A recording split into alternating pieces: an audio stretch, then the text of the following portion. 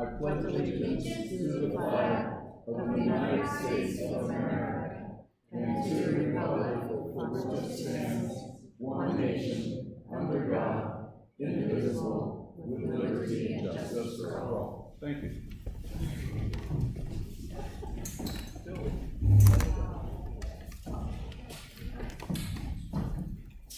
You're up.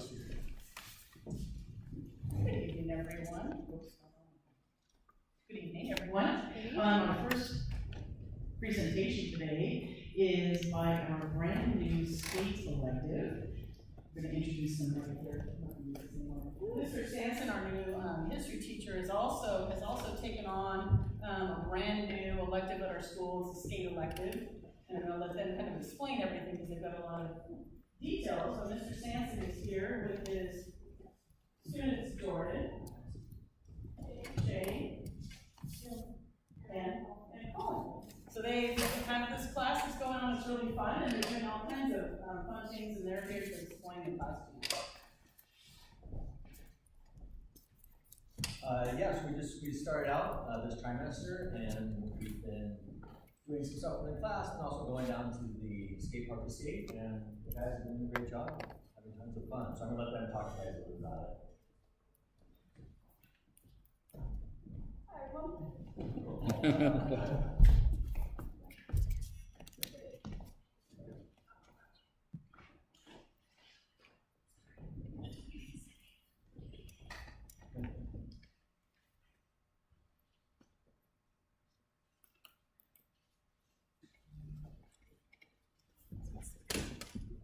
So the goal of this class is not just to have fun, but also to learn about the benefits and history of skating. We want to have an energetic and challenging elective where students can encourage and push each other to go bigger and learn more. We also want to learn about the skate business and support the local skating community. What we have done so far in this class is we have cleaned up and helped fix the Cayucas ramp with a few of the older guys that work on it that way. We have designed skateboard graphics, learned new tricks, looked at the pricing for skateboards. We are in the process of making a skate company. We have watched classic skate movies and learned about the history of it, and we have had a fun time skating. Our skate business and practice and our proposal, we were thinking about making and starting a skate company. My company is called Skate Club. We chose a few of the logos on the right of Bones. We thought they had cool designs, and they're very class for a long time. And one of my friends was this trio of Bones.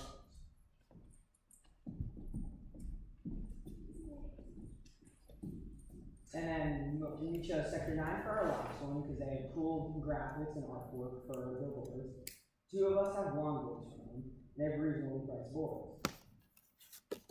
And then our third company we thought was cool was Airlock because they have a cool logo. Andrew's first board was by Airlock, and they make really good trick boards. She's gonna go back to that. Oh. Yeah. It was there. It was just.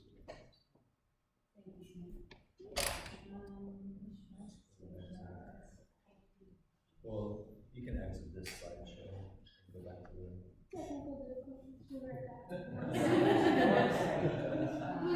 So the thing about what it would take to start a skate company, do a market comparison, thinking about what type of board they would want to make and things like that. It's kind of good practice. So we made some logos of what our decks might be and like our graphic. If we were to market our boards, which we probably will in the future. These are boards that are classical. And then we have Keenan, who took all these beautiful pictures. We have Billy, Scooter, Sweeney. We have Ashton, Tom Evans, Shane, the boss, and Aaron, and Shane, the boss, and Aaron. Double bill? Things we'd like to do with this elective. We'd like to create our own personal skate decks, so design them, maybe paint onto the boards. And then we also want to go to Cayucas Collective and make shirts that would have designs on our design of our skate company. And then the class also wants to go to other skate parks such as Los Osos or Slowy.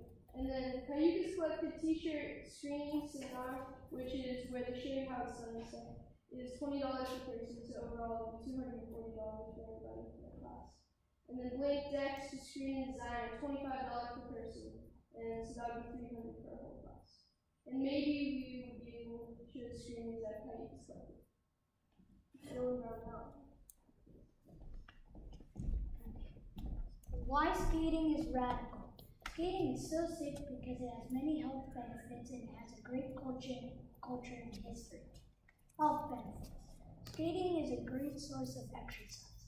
It improves your coordination. It's a stress relief. Teaches confidence, practice, and patience. I like skating because it's a challenge and if you fall, it hurts. If you fall trying, you should not give up and try again. That's by me. Skateboarding is a good hobby and it is always fun no matter what. That's by Billy. Skating is rad because there is an endless amount of tricks that you can do. Once you land a trick that you spent time perfecting, it is the best feeling you could ever feel. Human rights.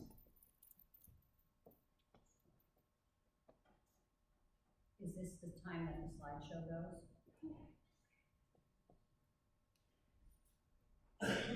Oh, and then we have a little video of some of the skating we've done so far. But we're gonna try to turn the, We're going to try the volume. we'll try to get some volume and hit the lights a little tiny bit.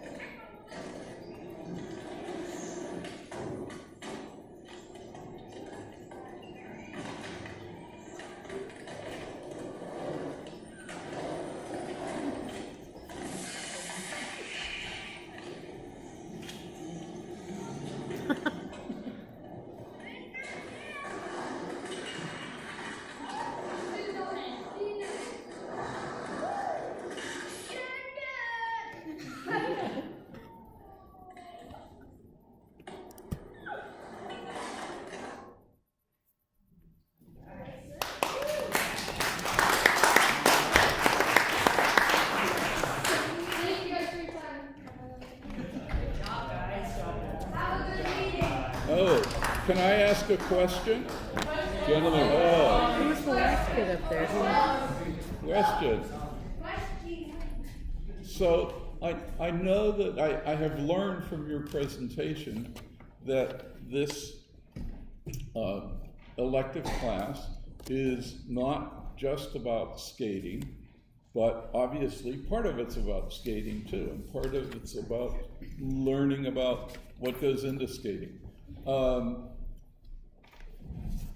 Is there somebody who'd like to state what he thinks is the most important thing you've learned in the skate elective? I'm sorry, I don't know your name, but please go ahead. So I think the most important thing about skating is like rooting each other on to do a new trick or to land a new trick or to like push someone to do something with their goals. Please speak into the microphone. It's much easier. No, he's bashful. Okay, so how many of you are better skaters now than you were at the beginning of the class? Thank you, and thank you for coming to talk with us. I'd like to make a comment too. quite some time ago, a young man that I went through elementary school and high school with, and eventually we parted company. I went in the military, and he went down south toward Escondido, and I was in his living room at the time, and we had just finished skating, and we had a problem. The biggest problem we had is, we kept having to get our sister's skates, and we had to put them on the boards, and they were really crummy. And he came up with this idea to make the trucks a little wider. And a friend of his said, I can make that. He designed it, and eventually he came up with a company called Tracker Trucks. And eventually it became $1 million business, multi-million. And he also wrote a book. Would you like him to come up and talk to you guys? Yes. Yes. I'll have him come up and bring some things with him as well. Thank you so much. Thank you. Really cool. Sure. Thank you. Thanks, guys. I just want to also acknowledge the work that Ms. Villalobos did and Mr. Sampson did in planning this elective out and addressing all of the safety concerns and making sure that the kids are safe while they're down there. Thank you for your guys' work, and good job, guys. I appreciate Shane last year brought this forward as an idea, requested we look into it, and so well done, Shane.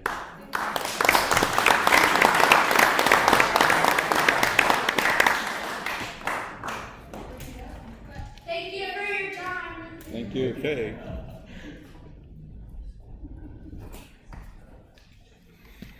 The next item on the agenda is a report on closed session agenda items. We have not finished the closed session agenda, so we will resume the closed session at the conclusion of open session, and we will make a report on the closed session agenda items at that time. Next item on the agenda is correspondence, and the first category is general correspondence.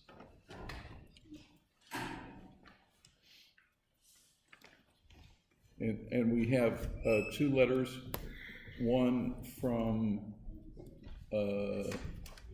Betty Yee, who's the state controller, in which she tells us that one of our reports was approved, the fiscal year 2016-17 annual audit report. That's one that we reviewed in December and approved, and she is now certifying that the audit report was also approved by the Division of Audits. And I think the big thing in this for some people is that now the auditors can get paid. But it also is obviously reassuring that our audit was well done. The second piece of correspondence is from Derek Gardner, Administrative Assistant in Adult Protective Services in the County of San Luis. And this is short, I think I'll read it for everyone. It's addressed to Sarah Brown, Cayucas Elementary School, Holiday Food Drive. Dear Ms. Brown, on behalf of the staff of the Department of Social Services, thank you for all of your tenacious and dedicated assistance during the holiday season with the Elder Food Drive. You have served so many dependent adults and seniors throughout the county of San Luis Obispo, which is greatly needed. The greatest need of canned items are chicken, tuna, peanut butter, soups, vegetables, and fruit. While visiting clients, the Adult Protective Service social workers were pleased to be able to bring bags of food to those needing food assistance. The Cayucas Elementary students and their families have been very generous with the food drive for the community. We look forward to your assistance next year. So, I don't, Sarah isn't here, is she? No. I have the sense from what I saw that this was really a whole school effort, and Sarah certainly gets credit for interfacing with adult protective services. But I want to commend all the school staff for this contribution to the community. Thank you.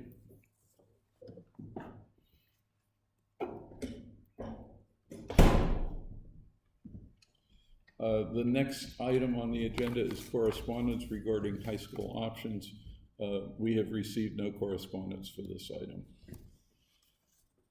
The next item on the agenda is the approval of minutes of the regular board meeting on December 13th. And I am going to make a comment before we begin this discussion. I have been concerned that we've been spending an awful lot of time talking about minutes in the recent past. So our board bylaw regarding minutes is really quite short. It's being projected on the screen, but again, I'm going to take the time to read it to you. The governing board recognizes that maintaining accurate minutes of board meetings provides a record of board actions for use by district staff and the public and helps foster public trust in board governance. The secretary of the board should keep minutes and record all official board actions. The board's minutes shall be public records and shall be made available to the public on request.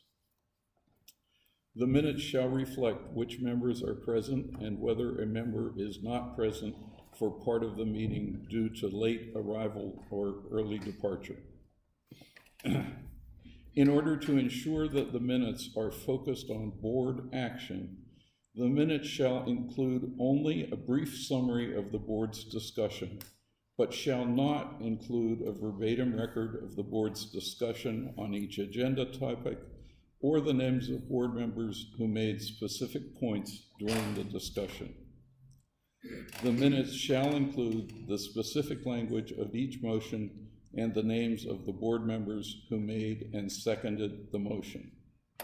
The minutes shall also report any action taken and the vote or abstention on that action of each member present. The minutes shall reflect the names of those individuals who comment during the meeting's public comment period, as well as the topics they address. The superintendent, principal, or designee shall distribute a copy of the unapproved minutes from the previous meeting with the agenda for the next regular meeting. The board shall approve the minutes as circulated or with necessary amendments. Upon approval by the board, the minutes shall be signed by the clerk of the Board of Trustees. Official board minutes will be stored in a secure location. There's one other section that says minutes kept for board meetings held in closed session shall be kept separately. We do not make minutes of closed sessions. Those are not required, and they would not be public records if we took them. So I want to get our focus back to what I think are the key things here, that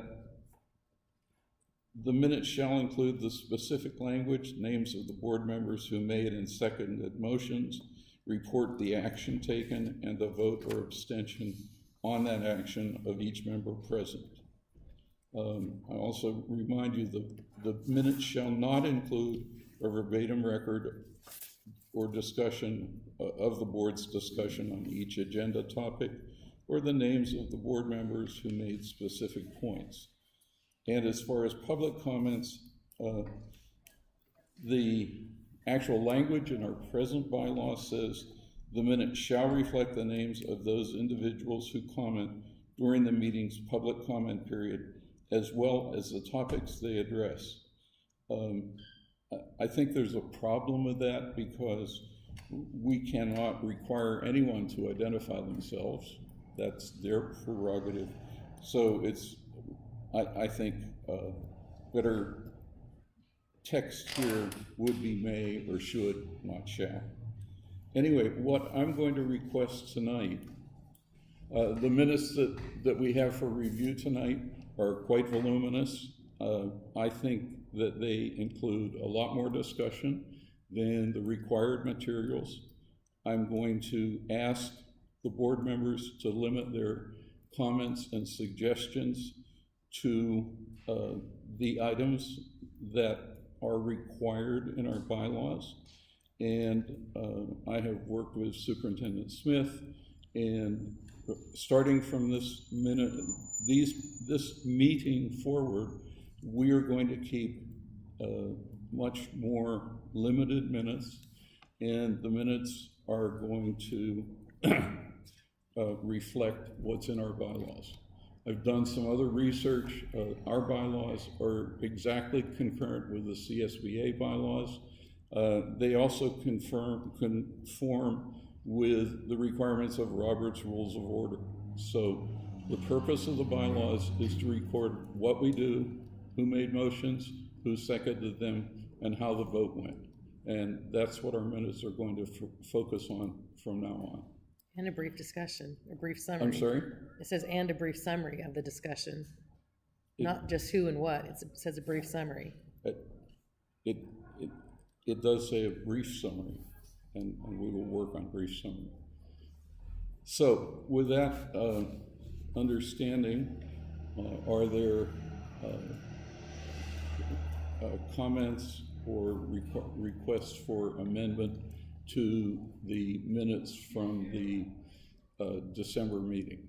Well, are you going to entertain questions on this, or is that later? No, that's not an agenda item.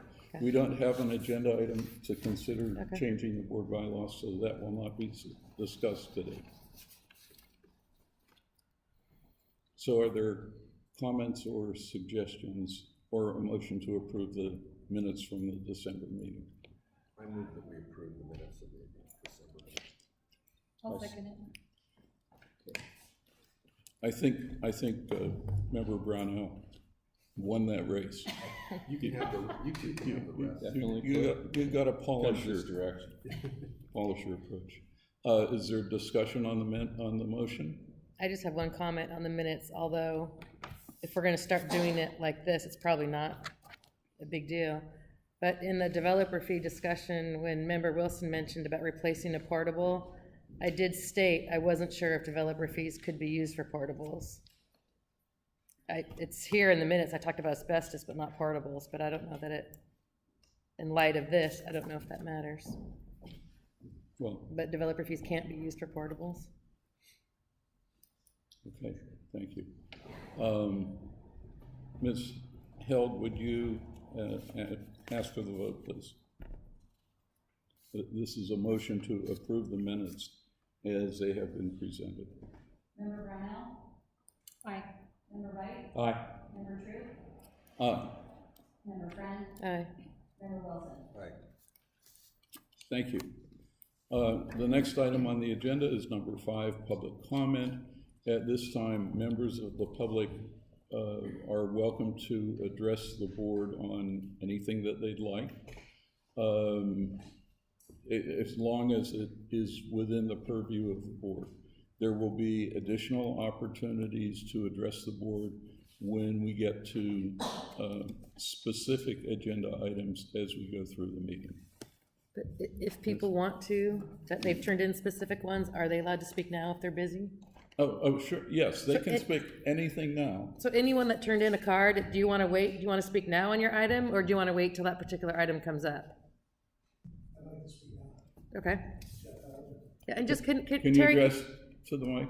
can you also explain, we did change in the order of things at the beginning, we changed the MLU discussion to be at the beginning of action. So instead of being the very last one, it's now in the beginning of action session. Hello, I'm Jeff Allen. May I have to speak out? Can you get closer to the mic? We can't hear you, Mr. Held. Hello, That's better. my name is Jeff Allen. I have 3 children attending Kansas Elementary. I've read over the MOU and I hope that you guys will support it. That's it. Thank you. Any other, please?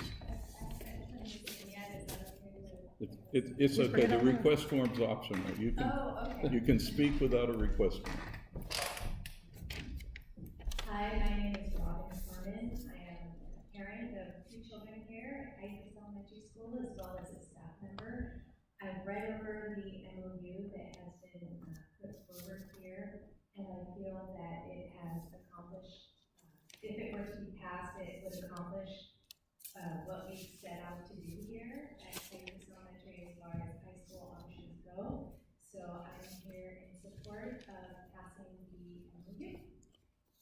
Thank you very much. Thank you for all that you guys do here. Thank you. So, any other comments at this time? Okay. The section 6, the next session is approval and denial of interdistrict transfers. Superintendent Smith. Thank you, President Troop. Number one, I'm sorry? Do you want me to address these separately and then I'll vote on each one? Yeah, yes, I think we vote on each one.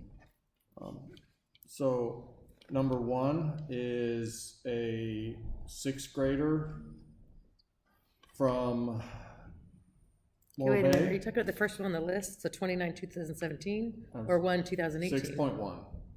Okay. Why don't we use the transfer number 29 Okay. 2017? 29, 2017, 6th grader from Morro Bay, caregiver, lives here in Cayucas. Grandparents take care of the student on a regular basis. So I believe it fits within our IDT board policy, and so I would recommend approve.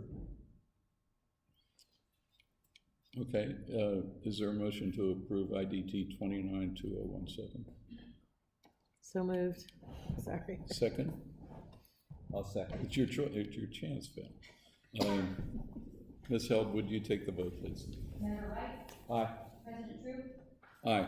Member Friend? Aye. Member Wilson? Aye. Member Brownell? Aye. So the next one is IDT 1-2018. Yes, on this one, it's a 2nd grader from Morro Bay. Dad works here in town.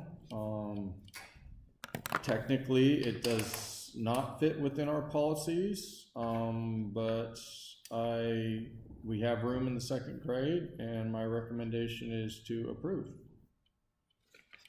But I thought can you explain how it doesn't fit within our policy? I thought we had a very generous policy when the parents worked in Cayucas. There is ed code that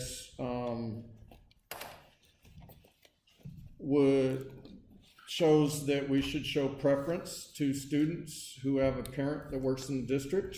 However, because of our status in our district, it's not part of our board policy.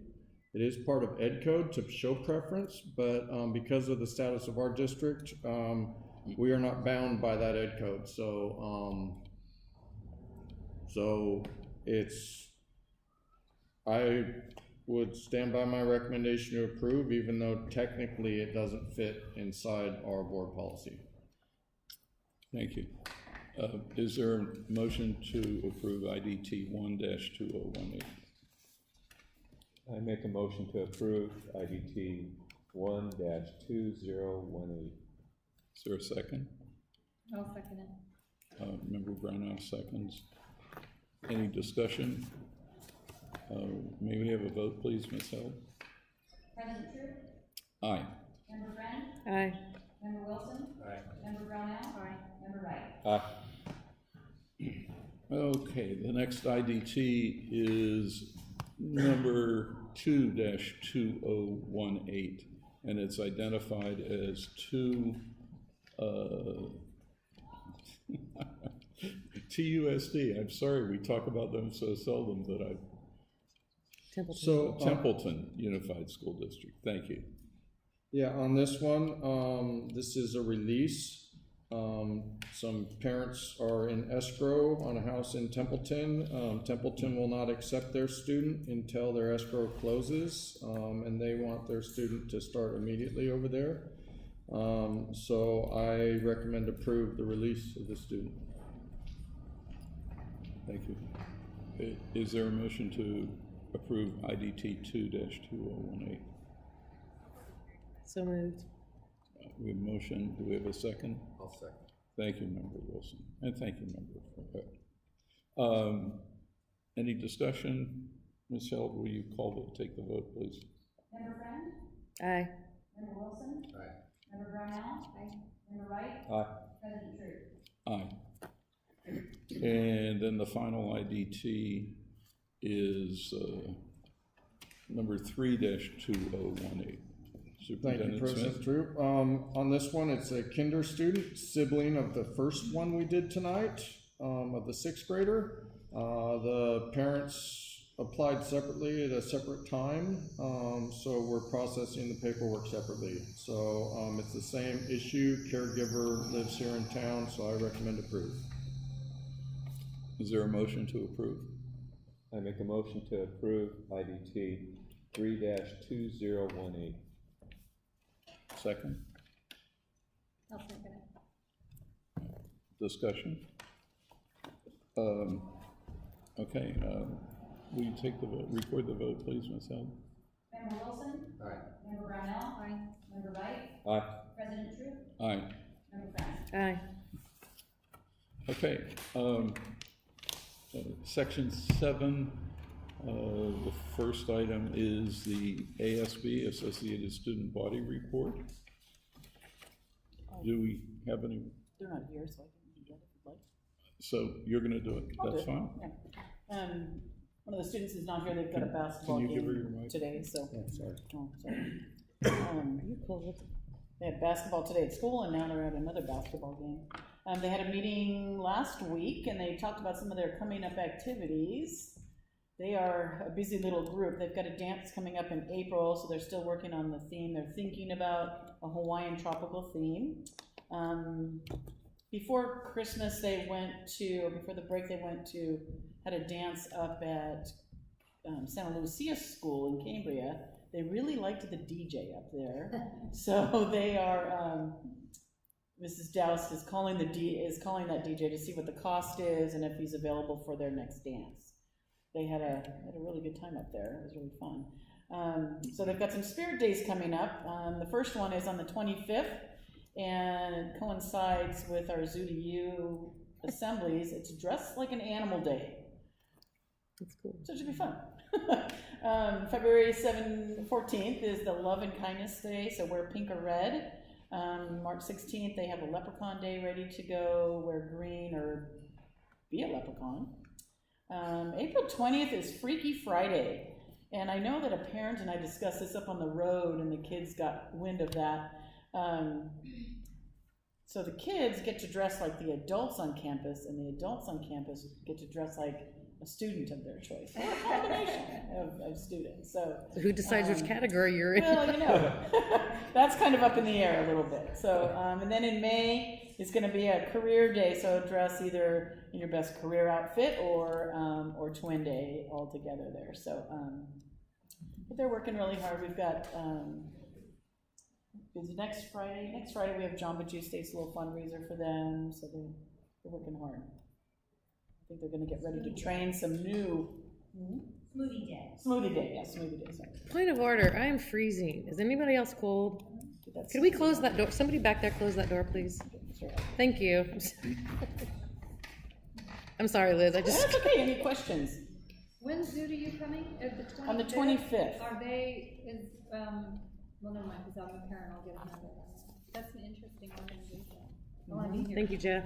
It's really fun. They've had the kangaroo with the baby in the pouch. All kinds of little sloths that they hang. It's really fun. Yeah. And they're very informative where the animals come from, how they've cared for them, how they got them. Thank you. Okay, thank you. So the next item on the agenda is the Parent Teacher Association. Is anyone here to represent the PTA? Heidi's here. Heidi's here.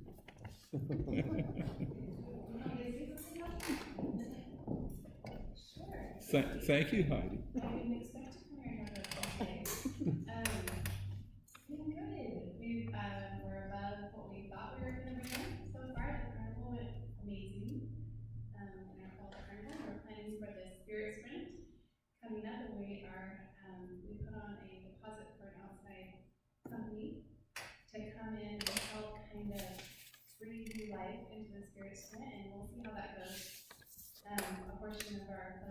low choice of company, but we think with their leadership, I don't know, they have little leadership lessons that they're gonna teach the kids, and it should be pretty cute and give them some other stuff to do with that. So it should be fun. Hopefully the junior hires will be excited about it too.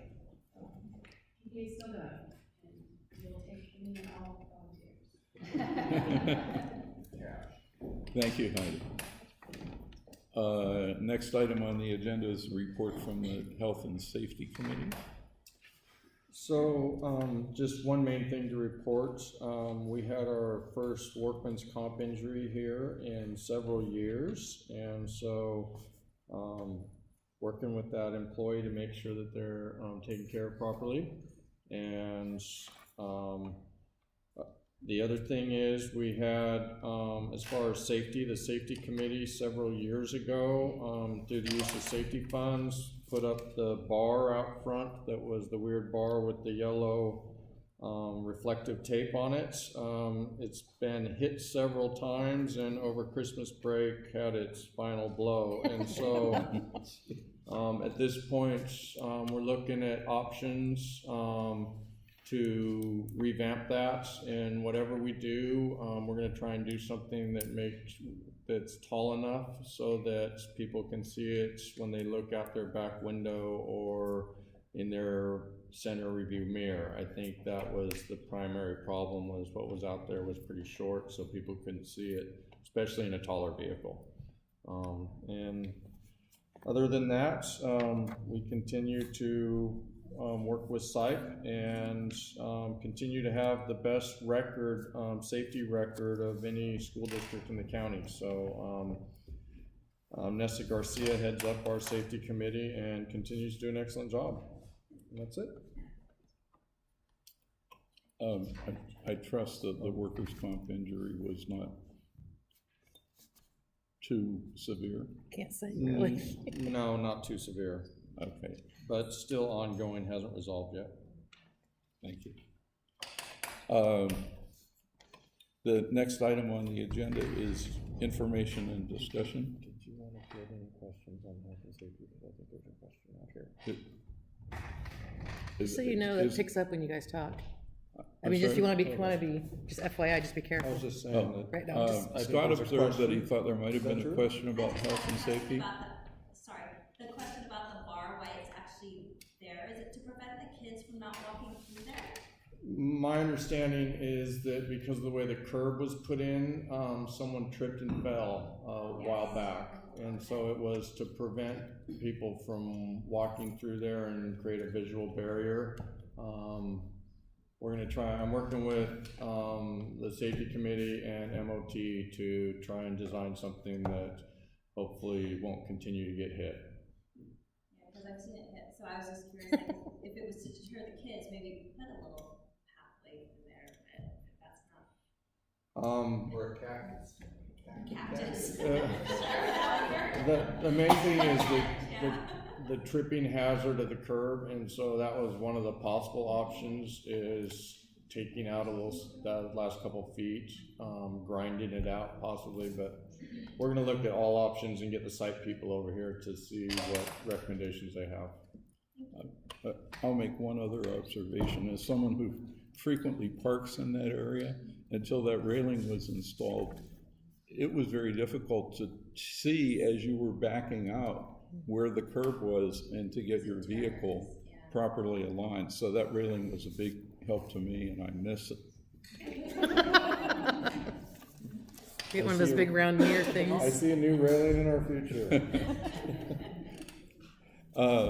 Thank you. Okay, the next item on the agenda is board member reports. Are there any board members who would like to make a report today? I went to visit kindergarten. Being a middle school teacher, kindergarten's a unique experience. Number one, they're really, really small. But more importantly, I watched a little bit of a safety presentation, and what impressed me was that every student was behaving, they were interested, and they raised their hand every time there was a request for a question, rather than raising their hand just to say something. As a middle school teacher, I've learned that maybe I should get a mat, just like they have, and all my kids would sit on that mat, because if I could get my students to pay attention in a short group like that, it'd be wonderful. It was a great experience. I really had fun. Thank you. Anyone else? I'm gonna make a quick report. I do, but I'll do it. I live up Cayucas Creek Road, so I'm driving by the school and going up and down the hill all the time. And last weekend, on Saturday, I was amazed the number of vehicles that were here, and they were here all day long. I didn't know what was going on, and I apologize for that. But then I found out that it was a boys basketball tournament, and guess who won? The Falcons won. So, praise the Falcons. I do have some. That's it. Go ahead. Okay, let me turn this on. I've been busy going to different school district meetings.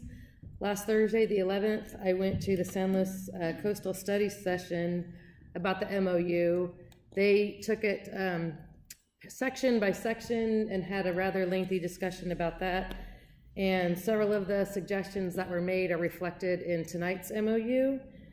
And so that was in the morning. And then later on that evening, I went up to the Coast board meeting. They were talking about their budget.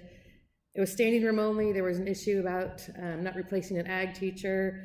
But some highlights that pertain to the MOU was Superintendent Schumacher said, the MOU, ultimately, it may not be agreed upon, but there is a lot of public goodwill in our communities, across all our communities, to consider this memorandum of understanding. President Samuel Shaw, I can't say his last name, Samuel, he asked Schumacher if the money for Cayucas is in their budget proposals. They had 3. She said yes, the over $500,000 that's expected from the MOU is already in their budget proposals. Another interesting thing, the classified and certificated union presidents both read a joint letter. I asked the Superintendent Smith to forward it to the board, so you guys already have that. But the main thing, the union presidents state the dire future of the school district's finances are not reflected in the financial data available. A Coast Union senior addressed the board, and he asked why Cayucas students would want to come to Coast. He gave some examples of facilities at the high school, 3 drinking fountains, none of them are working. There's a bathroom that the kids don't go to. And he asked Superintendent Schumacher point blank, you can't say we need more budget cuts and give yourself a $50,000 raise, because that's not what a leader does. A leader subtracts from themselves first to better the good of the many. And he continued on. So last night, I went to the San Luis Coastal board meeting where they were talking about the MOU, and they did approve it. I did speak there, and there were some issues that I have with the MOU.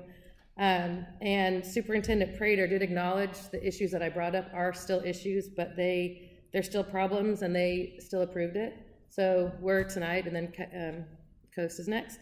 And last but not least, today I went to the County Office of Education at Rancho El Chorro. Capital Advisors had a budget perspective session about how the LCFF fully funding and all that should be impacting school districts. They did maybe a couple sentences about basic aid, but it was still interesting how that's supposed to affect education. So that's it. Thank you. Anything else? Next item on the agenda is the superintendent's report. Thank you, President Troop. Hannah's going to pull up my report. It includes some things like over Christmas break, pointed out the fact that we got the Falcon back up on the front of the building, which we appreciate the community members that participated in making that happen. We also got we've been having overheating problems as this building has no air conditioning on warm days, mainly in the library, but this whole side of the building really gets hit with the morning sun, so we had those windows tinted over the break, and not only I think will it help make sure we don't overheat, but I think it also looks real nice. And we had one skylight leak in our 5th grade classroom. We were already planning on the best way to move forward in replacing those. We've already received the shrouds that go around the skylights.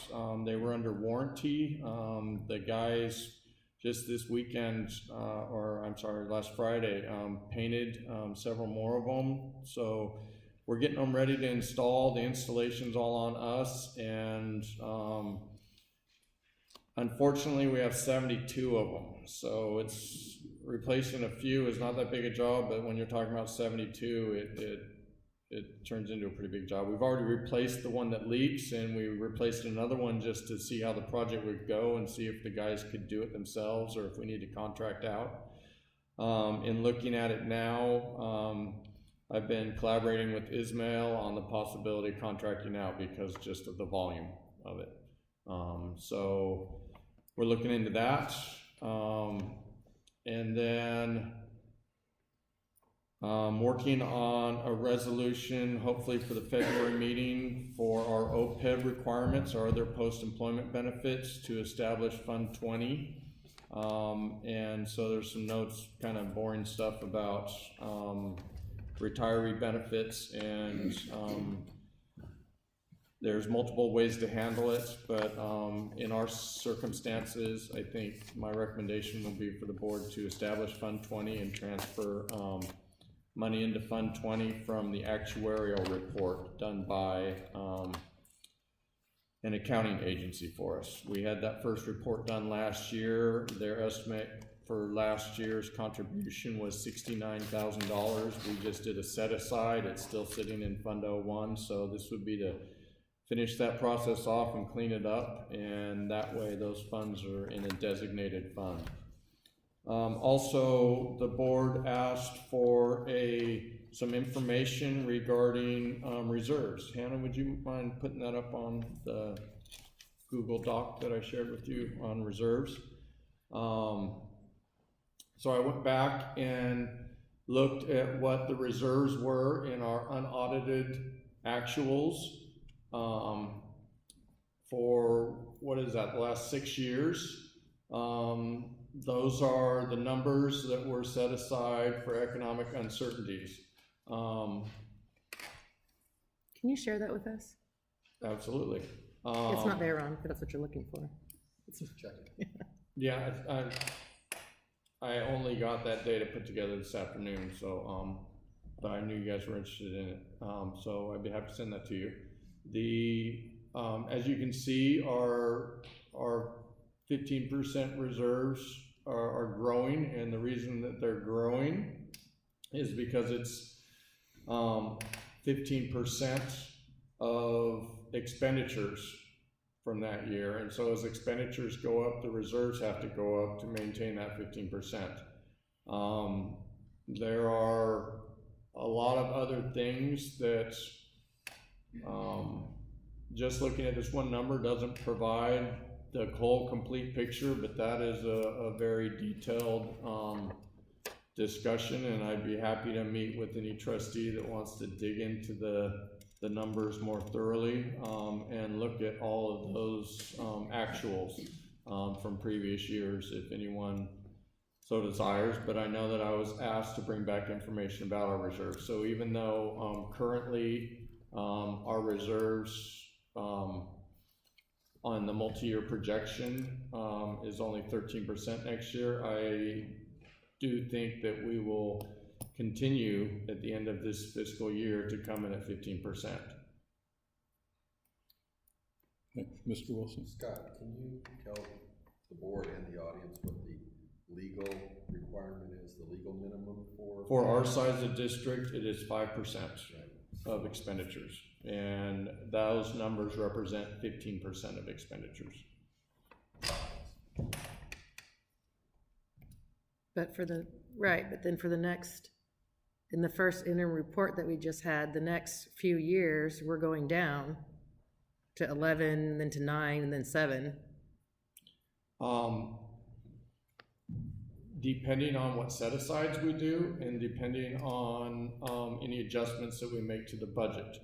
And so I have already been in contact with the CDE and the County Office of Ed, and, I have brainstormed ideas of, areas that we can trim without, seriously impacting any of our programs for next fiscal year.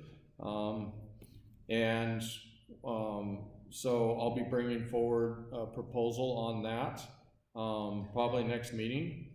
And so while at our current expenditure rates, if nothing changes, that was the projection. But we can make adjustments as we go. Will those adjustments take into account the increased STRS and PERS? Absolutely. Those are all in the multi-year projection. It was, at the budget perspectives meeting today, they cautioned school districts to not use the numbers from the dashboard. They got numbers exactly from Capital Advisors that the dashboard isn't correct. So I can give you, they're gonna give us their updated PowerPoint, but they called whoever at the Department of Finance to get the correct numbers, so the dashboard isn't correct. So those are gonna be huge, that we can't cut those. So, yeah, when you use the dashboard calculator, that is mainly used by districts who receive LCFF funds. And I don't believe Rebecca uses that. I believe she's pulling her numbers from STRS and PERS, but I'd love to have those numbers and compare them and make sure we're using the right numbers. They're gonna send us an updated one, I'll forward that. Great. I have a question about this, because the early numbers here are way before my time in being involved with the Cayuga School District. But the size of the reserve has about tripled from 2011-12 to 2016-17. And I don't think the expenses of the school district have tripled from 2011-12 to 16-17. So my guess is that especially in the first 3 years, where the reserve is growing rapidly, that we were building the reserve from a 5% or a 7 or a 10% base up to the 15%. And the last 4 or 5 years look like maintenance numbers. Yeah, that may at be or near when the 15%. That may be when the board adopted the 15% reserve policy.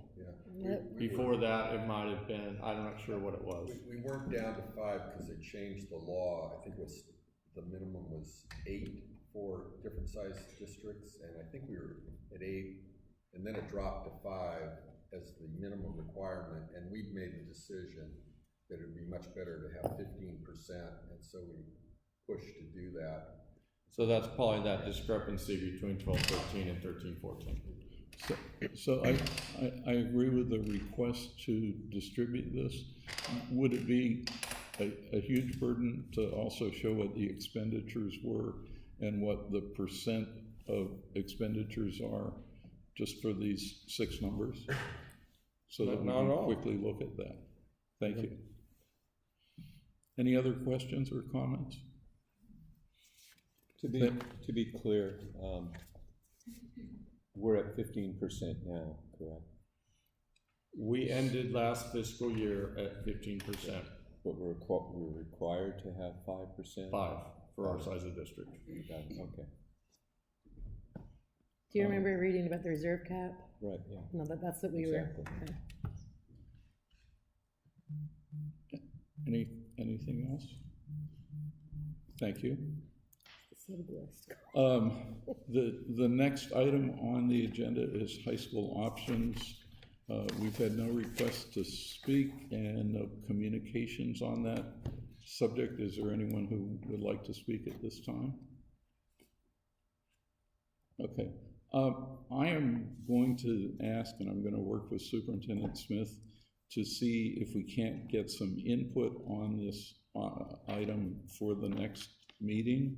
And the reason is this, we adopted a resolution late last year, that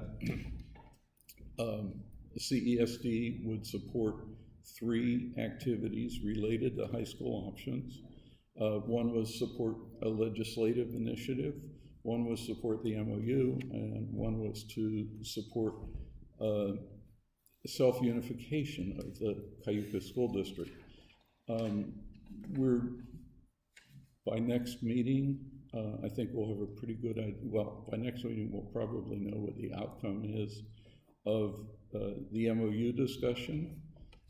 I think it's still premature to start the discussion about unification, but I would hope that the principals who are involved in the legislative initiative would give us an update and tell us what, if anything, they expect from us, so that we can do what we said we would do. Quite frankly, I don't know of anything that we as a board can do now regarding the legislative initiative.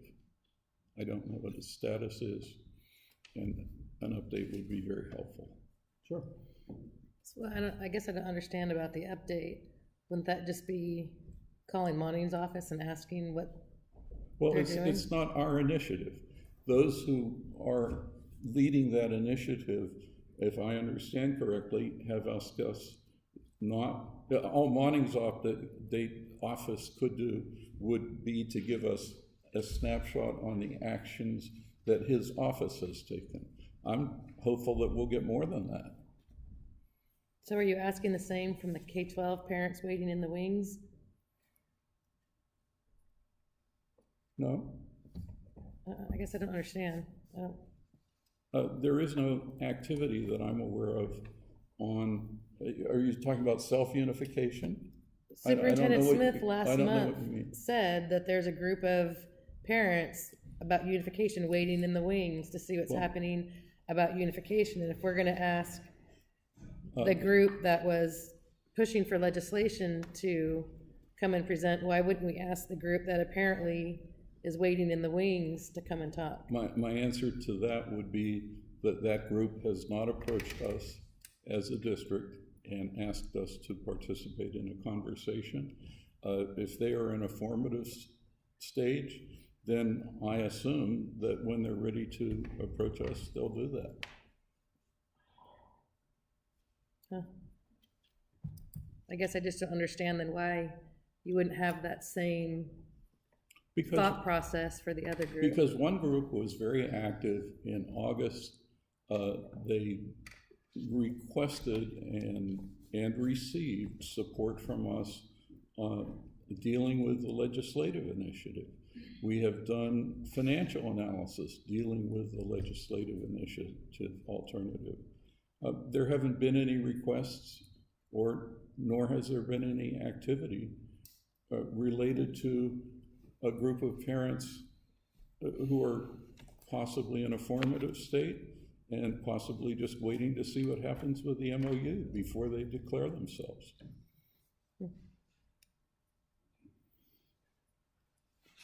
Anything else on that subject? Okay. Next item on the agenda is the LCAP update. That's me. LCAP, we continue to work. We had to reschedule this last week's meeting due to some scheduling conflicts.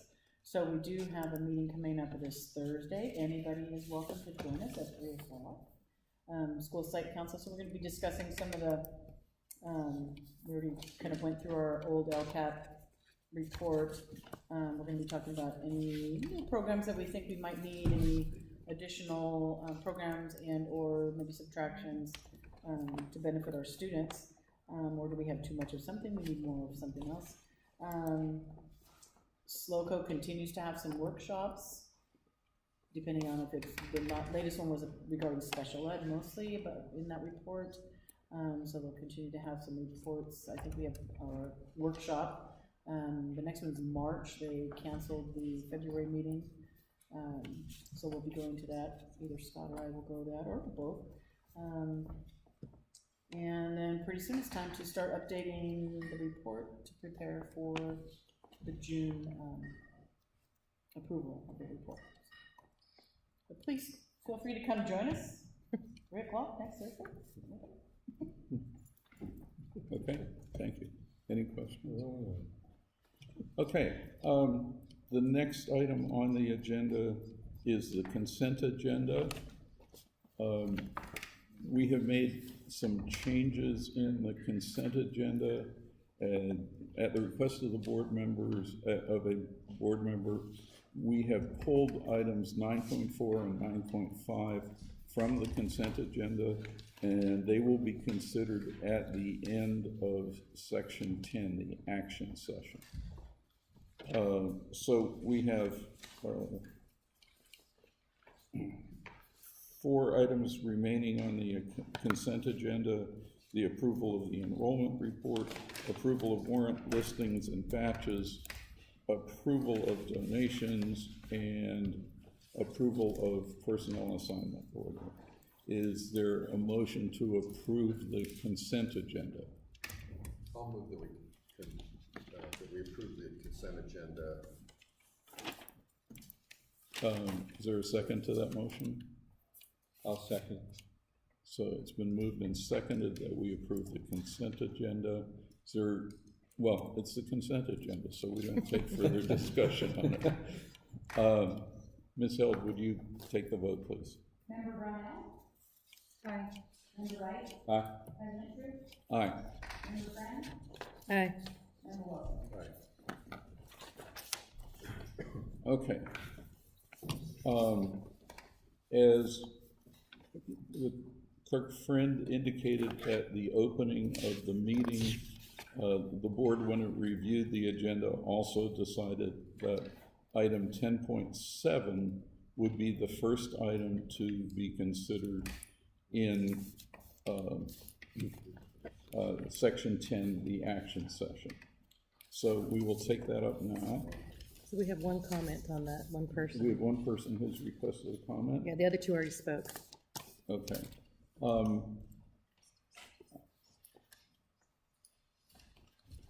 Yeah, well, let's have the public comment then. Can you identify? Sure, it's Eileen, you're up. Oh, I thought we discussed first. Okay, Eileen, you're up.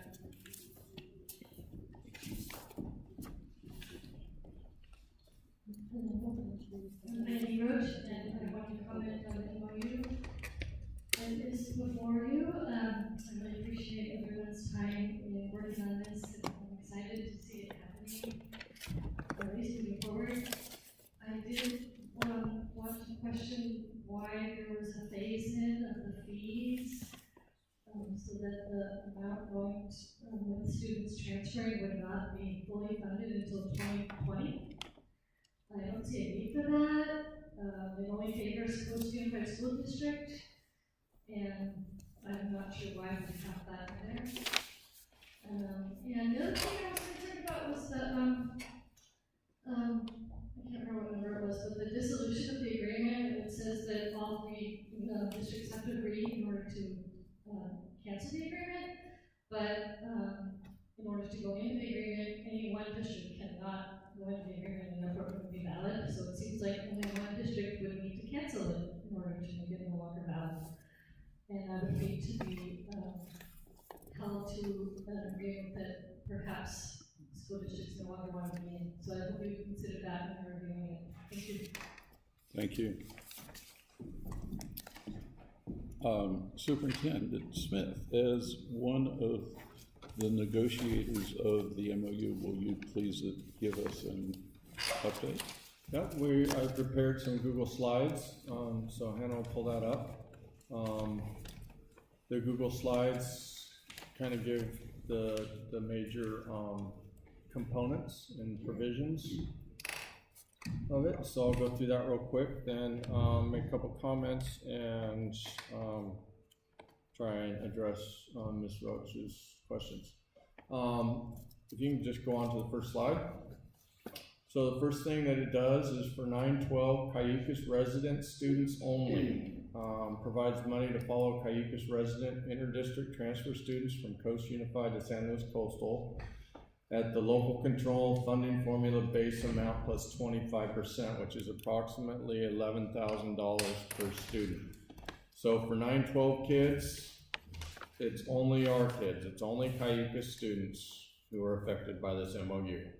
It would not affect any Cambria resident students who may want to transfer to San Luis Coastal. Wait a minute. It does for 6-8, doesn't it? This is 912. 912 only, does not. Okay. Next slide. For 6-8 students, it would provide money to follow all 6-8 students on inter-district transfers from all three districts at the same funding base formula plus 25% for a 6-8 student, which is approximately $9,000 per student. The reason it was based off of the local control funding formula base amount is because over time. Sorry, Scott. We haven't seen this problem since last night. Over time, the state sets that base amount annually, and so over time it would go up and change. And so that's the reason. The other reason is that wanted to make it clear to the public and to everyone and all trustees in all three districts that the base amount under LCFF is the amount that the state would send a revenue limit district for each student.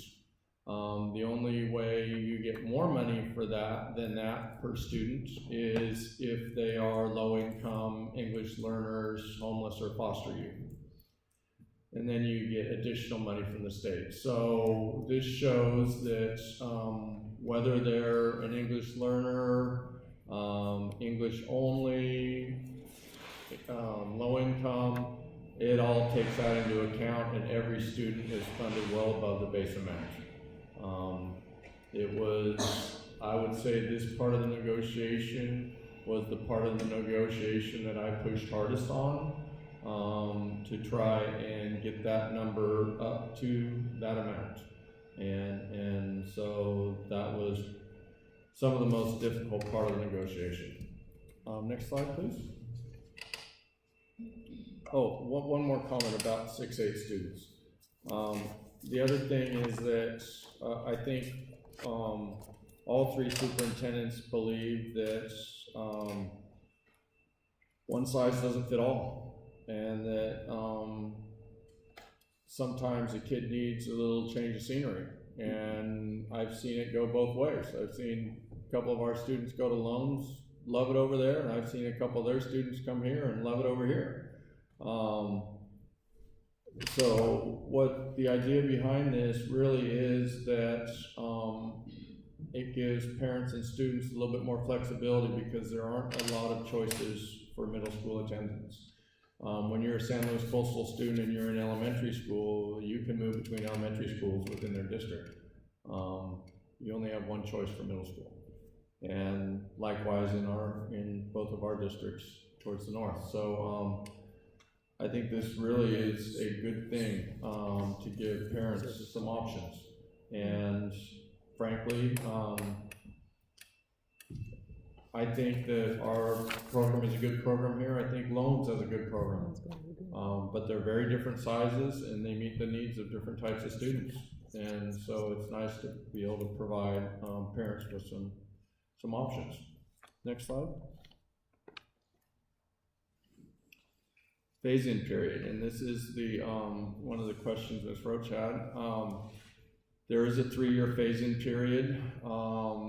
This was another difficult part of the negotiations. There was a lot of back and forth on this. But the bottom line is this does two things. It gained the endorsement of Coast Unified Superintendent, which is critical in this process. Let's face it, we can't get an agreement without her being willing to take it to her board and endorse it. The other thing is, as a practical matter, it gives Coast Unified the time to make the necessary budget adjustments so that they can fulfill, these responsibilities under the MOU. Next slide. Can I ask though, Sure. why 22.22%? That seems like such a random number. It came from Coast Unified. I believe, it was, I wanna say 2/9, 5/9, and then 100% or something like that. Whatever it was came from them. And yes, I agree, they're odd numbers. But it was what they were willing to agree with. Originally, I think, we were looking at 33, 66, and 100%. Which makes sense. We couldn't, get Coast Unified to agree to that, so this is where we settled. And Interesting number. yeah. Next slide.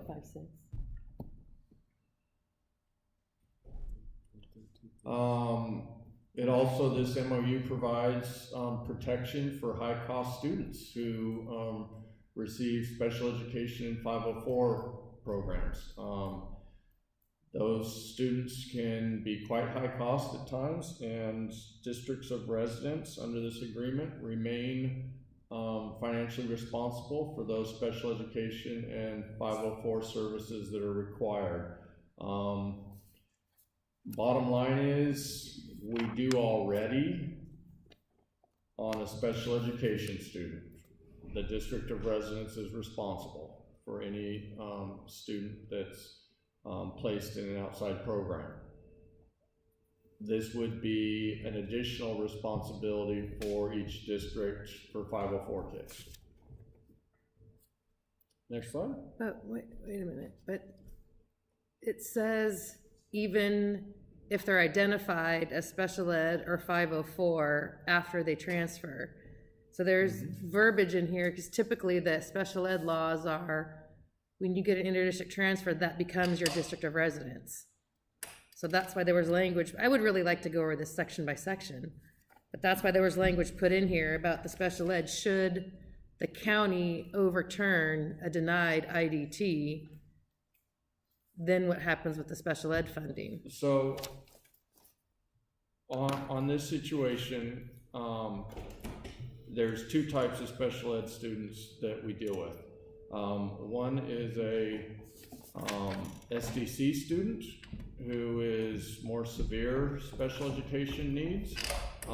Those students, because we don't run SDC programs within the district, all of them are already placed in regional programs with San Luis Coastal. We continue to be responsible financially for those students, and so this is really no change on them.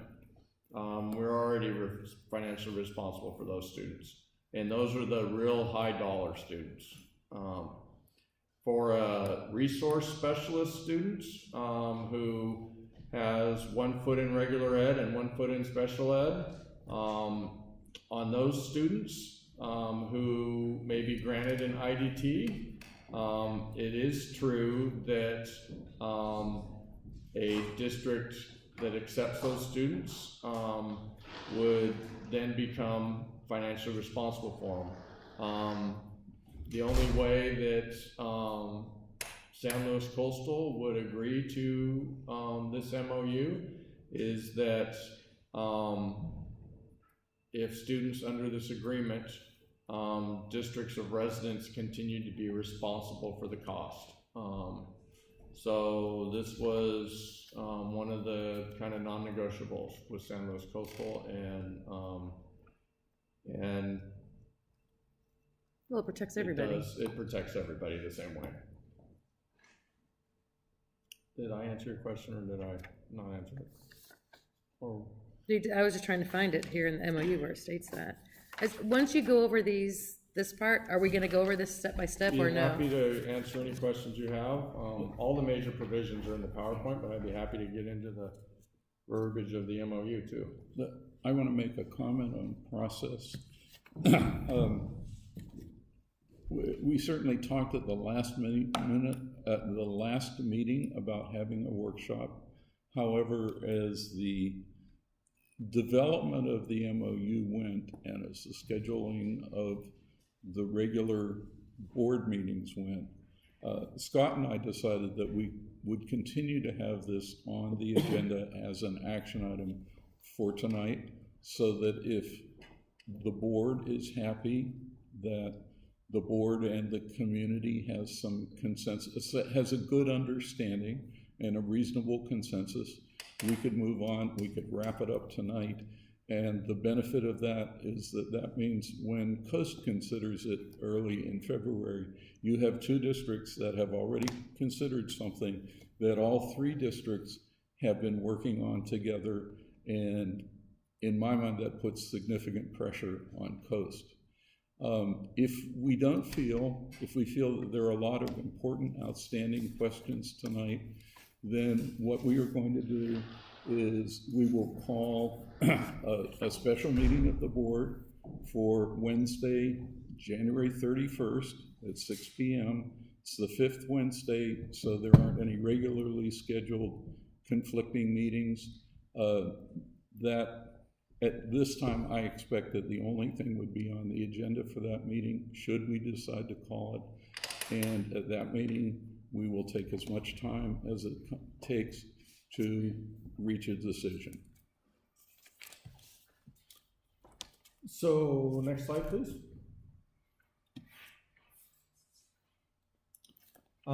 Equal treatment for class scheduling. This is something that I asked that would be included in it. It was something that we heard from parents at one of our prior meetings about Morro Bay High students on IDTs being scheduled after the fact. And so this was specifically put in there to address that concern. And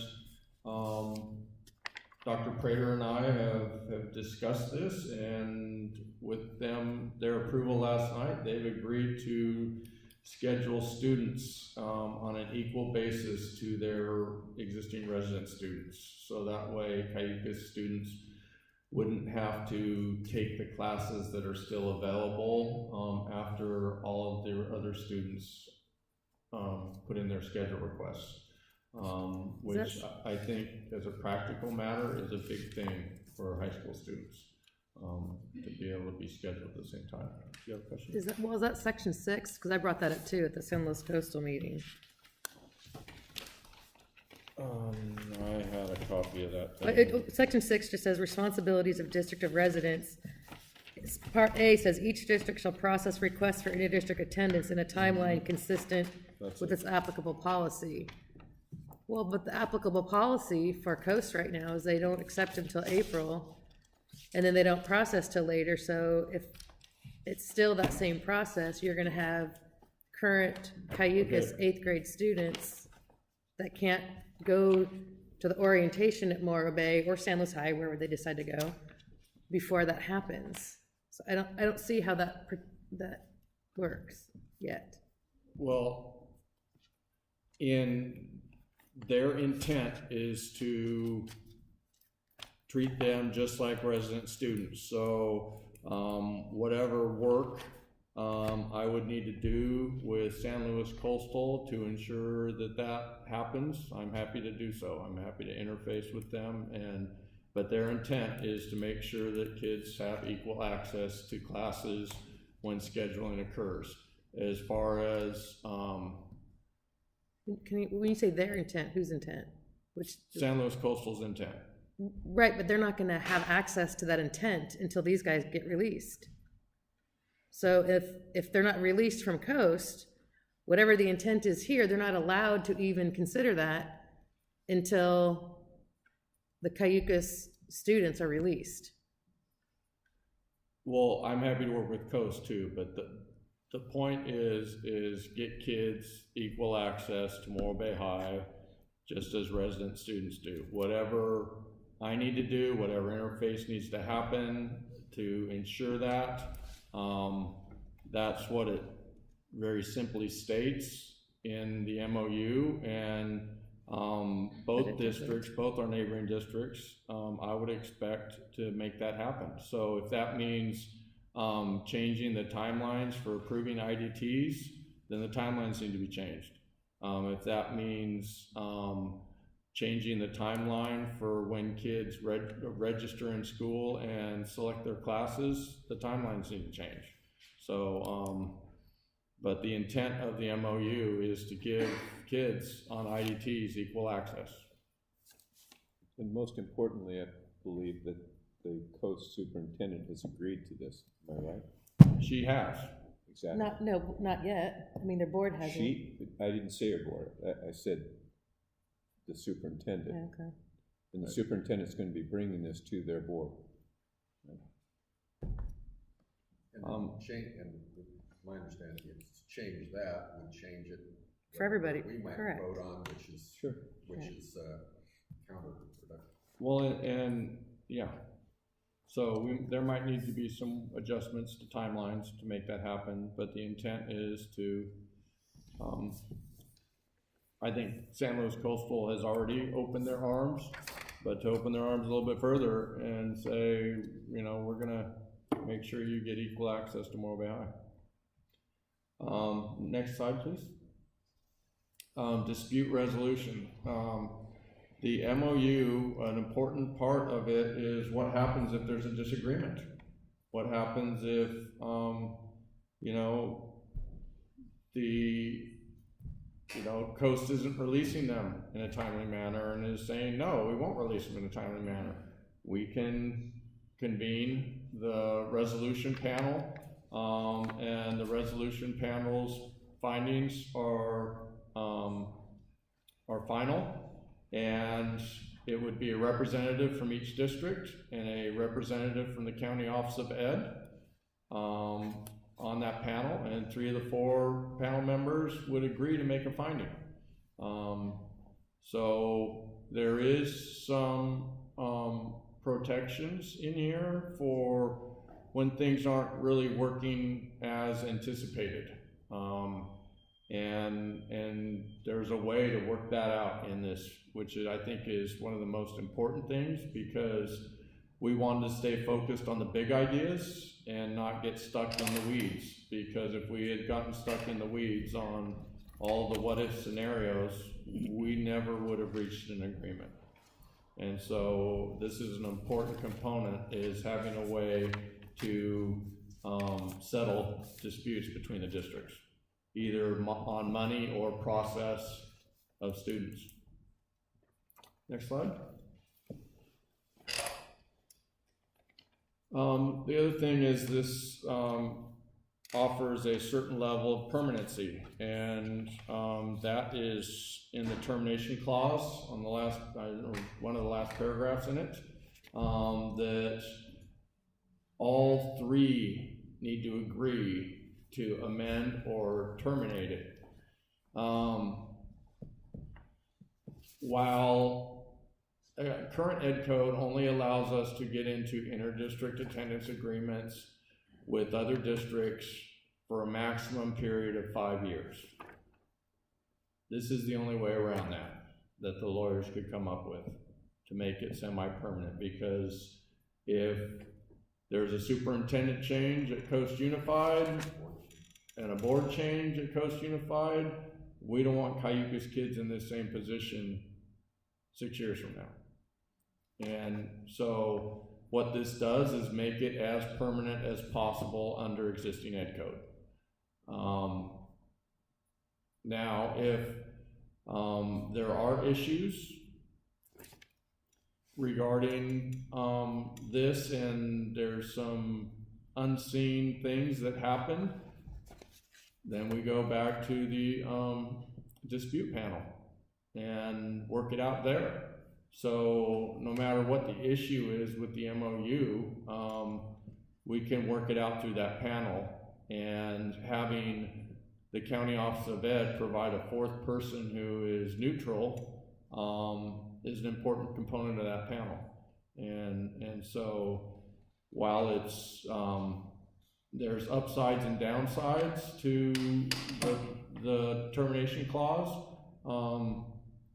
I think there's more upsides than downsides, and it does put it in place semi-permanently, so that this isn't a reoccurring thing. And kids and families in Cayucas don't have to be sweating bullets all summer to see if their IDT is approved, or if they're going to get the classes they need to get to graduate. So, you know, I think that's the last slide, isn't it, Hannah? So while this MOU is not the MOU that I would go into my office and dream up on my own, it is an MOU that all three superintendents thought they could live with and were willing to endorse with their boards. It's not perfect, but I think it is also a major step forward to provide parents the school choice that they're looking for. The end results of the MOU will, of course, change a little bit monetarily depending on attendance patterns. Attendance patterns can change. Kids flock together.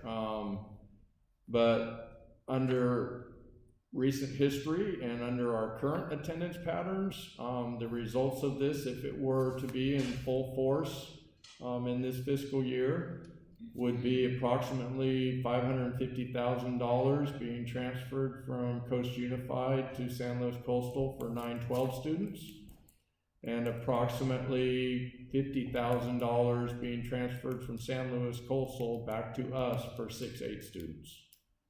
I think we might also be paid on one Coast Unified student. So it's not only does it ensure that the door is open at Morro Bay High for Cayucas high school students, it also, which I believe the attendance patterns will continue to hold, will provide some money to us for educating San Luis Coastal 6-8 students, and at a bare minimum, recoup some of the expenses that we've put into, you know, investigating all this and trying to get this done. So I think that's a good thing too. And I believe that's my reports, but I'd be happy to answer questions.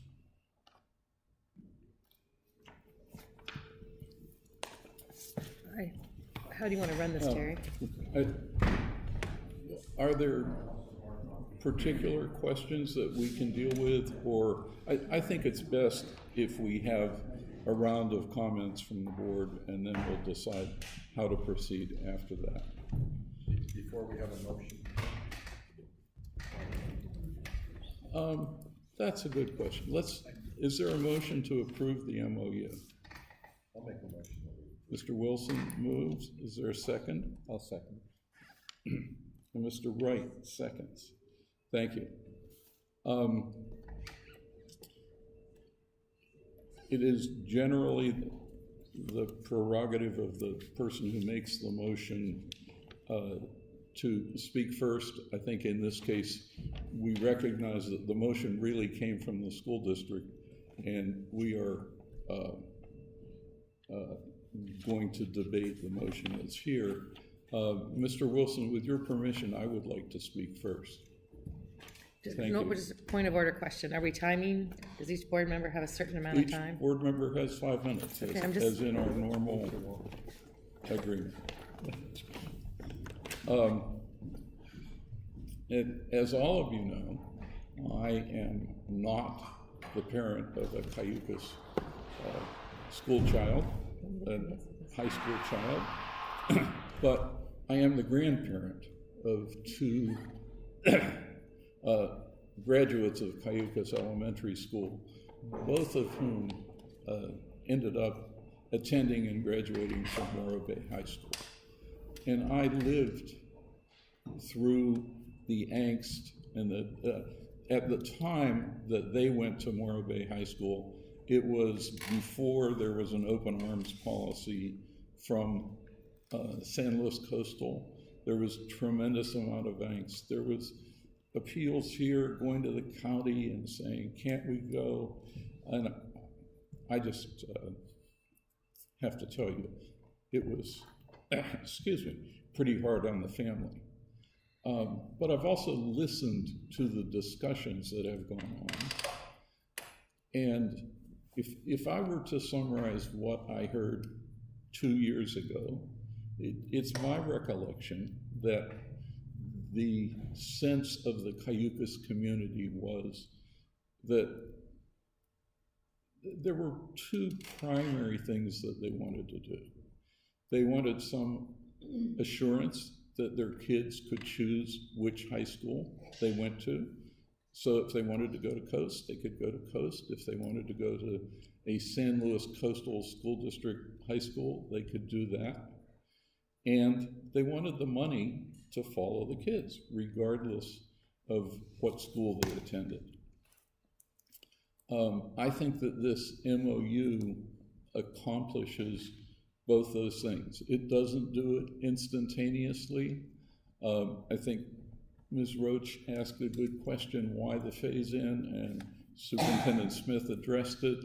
But we also have Member Friends' report, or the report that you might have read in the newspaper about the most recent Coast School Board meeting. They are having trouble with their budget. They do not have an unlimited amount of money, and even though $1.6 million goes from Cayucas to Coast every year, they've been getting that, not that much, but they've been getting a big amount of their budget for a number of years, and I don't think that they have a means of cutting their expenses completely in 1 year, and I don't think it would be responsible for us as a member of the 3 school district community to try to insist on that.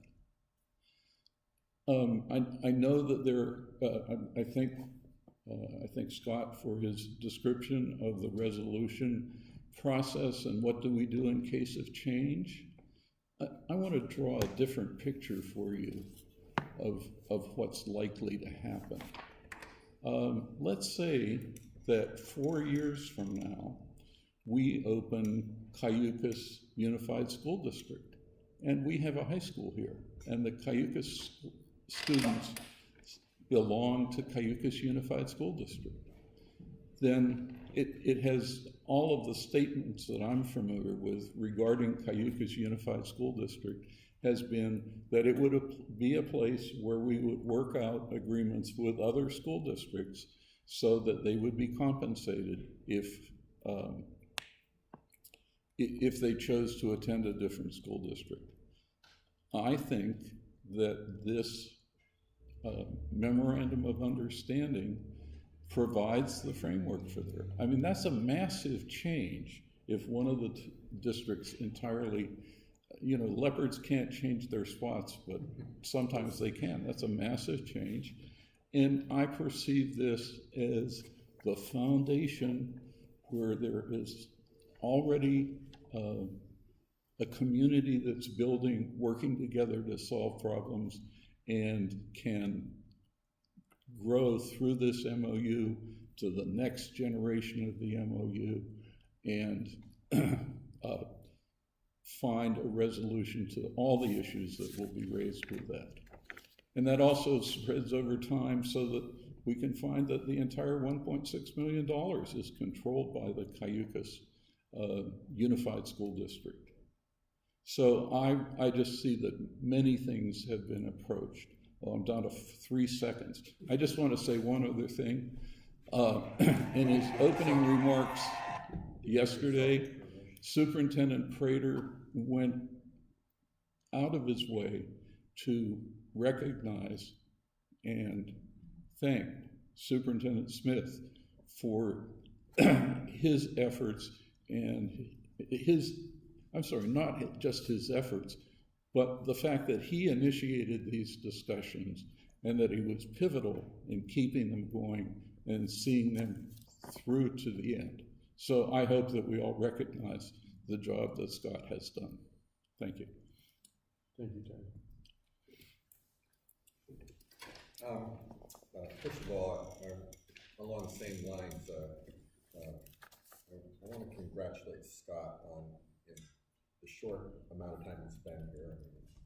Not even a year and a half, he's been able to accomplish what people have wanted to do for 20 plus years and weren't able to do.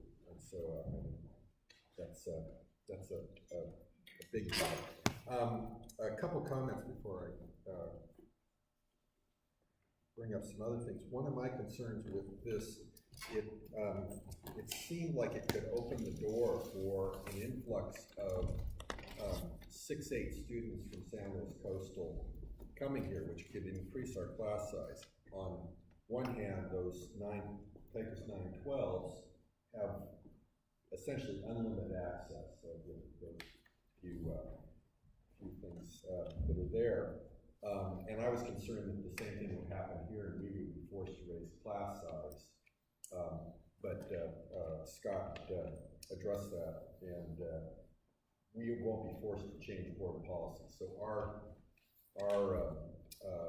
policy about that you just saw tonight about IDP will still be in place to cap sizes and have reasons that we accept those students. It wouldn't be unlimited.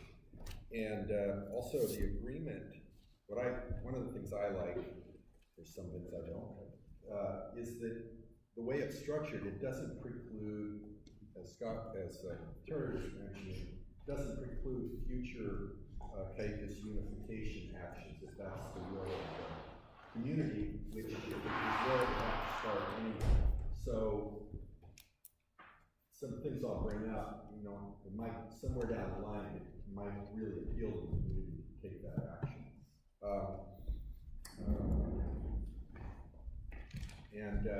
So as satisfying it is to get to this point, the negotiations always require compromises, but CAICUS is getting the short end of the stick here. We've compromised the most to make this happen, and the responsibility of the board is to the K-8 students who are already here. That's who we've been elected to do what's best for, and the amount of money that's coming back in this whole agreement and the amount of money that Coast gets to keep are just still way different. Scott was talking about the amount that the way this would divide up, but with that phased in part, which I didn't like either, that the first year, given our numbers, we get just a little over $8,000 would come in for this happening. And San Luis Coastal would get $160,000 for educating 65 students. And San Luis Coastal, Coast would still have $1.5 million with the amount of money that the tax base is rising. And Ron, how much did you say that San Luis Coastal would get? About 160. If you take the number of students. No, I did that. This is what San Luis Coastal gave out. It's totally different. Okay, sorry. I just been doing the numbers based on what the contract says. And they'll still be about $1.5 million. And over the course of the next 6 years, if I can take the number of students we will likely have going there, we have to look at falling enrollment, but also our tax base is going up healthy every year. So when this all flushes out, Coast will be at one point getting around $1 million or a little less, but then it'll shoot back up when our enrollment changes and the tax base goes up. So they'll be well over like 1.7, and after that it'll go up really quickly to $2 million. So they'll be getting $2 million to educate a few students, which sticks in my craw. Again, that money is our tax money and it should be going to our students.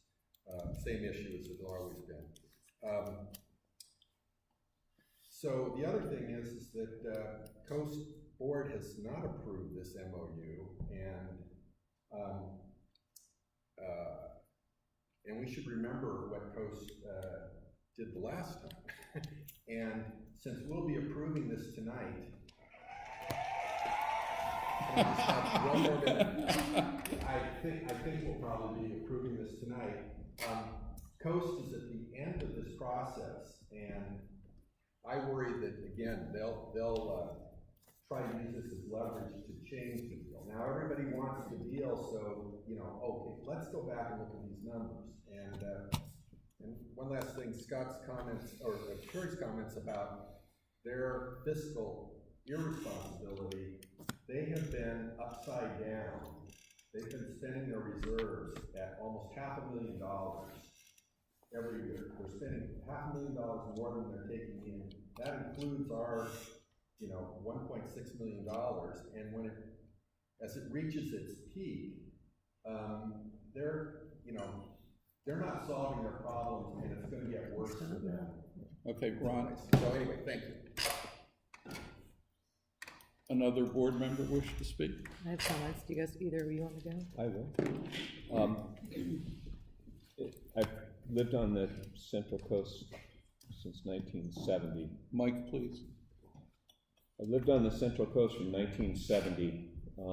My kids went to San Luis Coastal Schools, Los Osos and Morro Bay High School. I work for San Luis Coastal. I know it's a very good district. And I visited Coast Union a number of times. We've had athletic programs there, and it's a good program. It's a different program than what I see at Morro Bay High School. I remember a good friend from Cayucas who had his son pulled out of a class at San Luis Coastal because he was in the wrong school. The friend had to explain that he really didn't have a home in Morro Bay, that he really didn't split from his wife, as he had told people, which it disturbed me so much that when I came on the board, one of the things that I was concerned about was what parents have to go through all the time just to get their kids to a school that they would like to go to. And I think that this MOU finally gives that. I agree the money isn't equal. I agree that maybe one district is winning, but I don't really care as long as Cayucas parents get a chance to choose, whether that means they go to Coast Union, whether that means they go to Morro Bay High School. I think that's the most important thing. In this MOU, finally, after all these years that I've witnessed it, finally gives parents a choice. And that's a great thing. So I'm going to support it. Within my time. You got 2 minutes and 36 left. Good. The one thing that I appreciated that you highlighted, because it was something that was really bugging me. I am a newcomer to the area, sort of-ish, so I don't have this long history. But what was bothering me was the amount of money and time, and I wanted to ask the administration, but I was hesitant. Over the last 15 years, whatever, 20 years, how much money in attorneys, in time, effort, energy, meetings has gone into this. And when you said we're going to be recouping some of the money that we've, the only thing you can really calculate right now is the attorney fees. You can't calculate your time. You can't calculate the emails. You can't calculate the phone calls. You can't calculate the meetings. That to begin recouping some of the money that at least has gone to the attorneys towards this single issue, I'm glad for that. I'm glad you highlighted that. Yeah, because I think the overall sentiment from the community, from what I heard and gathered, was just the choice. And so having this having the choice, is super important. So, well done, and I'm gonna vote for it as well.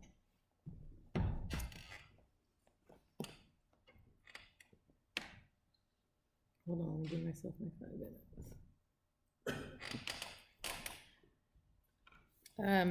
I think this is a step in the right direction, although I still think that there's some kinks that need to be worked out before I'm comfortable with it. I've heard that parents have the choice. If you look at section 4, where it says, each district agrees to comply with the provisions of the California Ed Code, more importantly, and its own district policy regarding interdistrict transfers of students, including policy provisions regarding terms and conditions under which permits may be permitted, denied, or revoked. Nothing in this MOU says that a district, I don't care, I'm not gonna name a district, nothing in this MOU says a district has to release. So if this MOU gets signed, our 60 high school students, 54 are at Morro Bay, and 6 are at San Luis High, it's not guaranteed that Coast is gonna release them. So that's, to me, puts us back in the same spot that we are. I think that's great that they're gonna send some money, but I want more of a guarantee that if they're just following their board policies, of course, if a student has a discipline problem, we don't want them either, and that's upheld, but this doesn't say, yeah, we're gonna release you. So they could, you know, so that bothers me. It also, the fact that it's permanent, I'm bothered by that. Instead of having a few years to maybe look it over. The example of, Terry said, if we say 5, 10 years, whatever, decide to K-12 unification, that means we're still part of this. Because there's nothing in here that says if we unify, we can get out. There's nothing in here that says if legislation is picked up and successful, and if there's a petition to transfer our feeder pattern, Coast isn't gonna let us. It says all 3 districts have to agree. So reorganization, we're still held to this agreement if the other districts aren't gonna let us out. Changes in basic aid were considered that if a district loses basic aid, they will withdraw. Okay, but what about the other 2 districts? What does that mean? For example, if San Luis Coastal, because that's been in the news, that they may come out of basic aid most likely first, if anybody does, so they're out. Well, this MOU says that Coast still sends money to San Luis Coastal.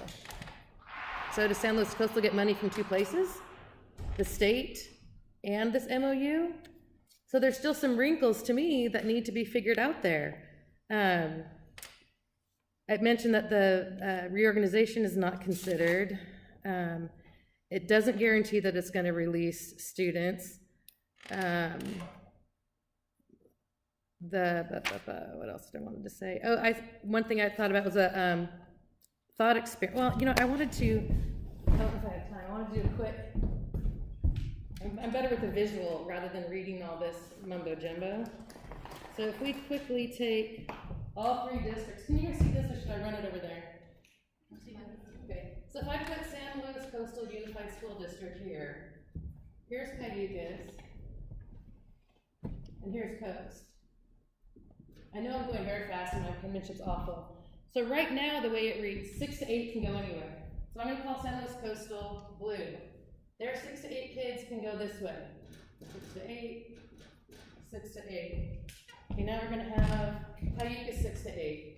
Can go this way, this way. Okay, now Coast is green. Their 6 to 8 kids can go this way. 6 to 8. Not really a huge problem.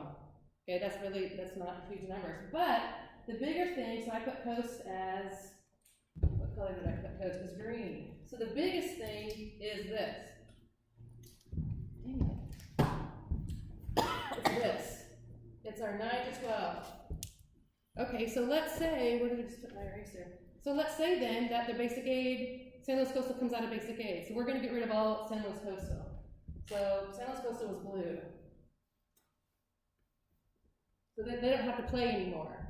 But look who's still playing. You know, where's that money coming from? It's like double dipping. It's not, although I think this MOU is a great start, it doesn't talk about this problem. you know, what's gonna happen when, to me, a better solution would be if anybody falls out of basic aid, this agreement is done. Because anybody that falls out of basic aid is gonna go, heck no, I don't wanna release my students. Because if they're out of basic aid, they get money from the state for every student that they get. So by not releasing, then they're, I'm gonna keep my extra minute too. If I can turn it off. By not releasing, they're holding the other districts hostage. So it's like, okay, I'm just not gonna release anymore. And then what happens? So I think that this agreement needs to have a little bit more refinement. I think that there's still some issues that need to be worked out. So at the moment, I'm not real fond of it. And also, as far as the phased in, I asked about that at San Luis's study session. Coast originally wanted it 5 years to phase in. So the 22.22%, who knows, should be a third. This isn't news. This has been coming for 2 decades. So why Coast hasn't been planning for it, you know?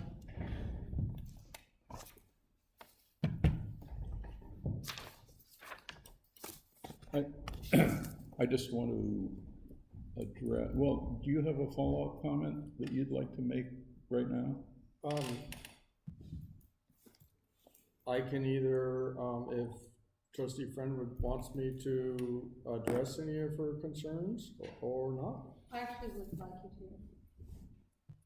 Just I'm curious about the, if one falls out of basic aid. So if San Luis falls out of basic aid. Right, if San Luis Coastal falls out of basic aid, they get to withdraw. Then they would, any district that falls out of basic aid would be able to withdraw. Well, if they fall out of basic aid, then they would be receiving money per student from the state. And Coast Unified would still be basic aid. So Coast Unified could release them without sending any money, and San Luis Coastal would get paid by the state on those kids instead of being paid by Coast Unified. But this doesn't say that. That would be the end result of them falling out of basic aid, is they would be a revenue limit district, they get paid under LCFF, and they would get paid for that student by the state instead of from Coast Unified. It's just the natural result of being a revenue limit district, or now they call it LCFF district. Community funded district, yeah. Can I make a comment along that? The map doesn't even support that, because if you get down to the basic aid level, that's not plus the 25, you get down to that level, it makes more sense to accept to take money from San Luis Coast, from Coast for students. You know, it's, you get more money. That's a good point. You get more money. It's counterintuitive to accept less money. And when they say the money's following the students and the state's paying, it's only coming up to that minimum level. So if you're, and the way this is gonna go up over the years, you know, it's gonna be $12,000 or whatever, and it's gonna, so, you know, compared with the other, the way I see it is financially for San Luis Coastal, instead of denying the IDTs, it makes more sense to continue to receive a greater amount of money for our students. And the other thing you mentioned about basic aid,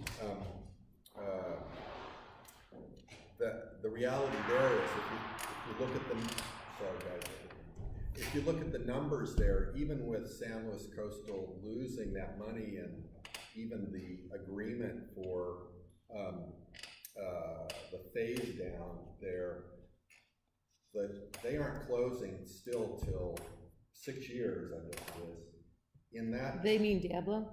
Yeah, they're not closing. They're still going to be operating, making money, and then they're going to phase out.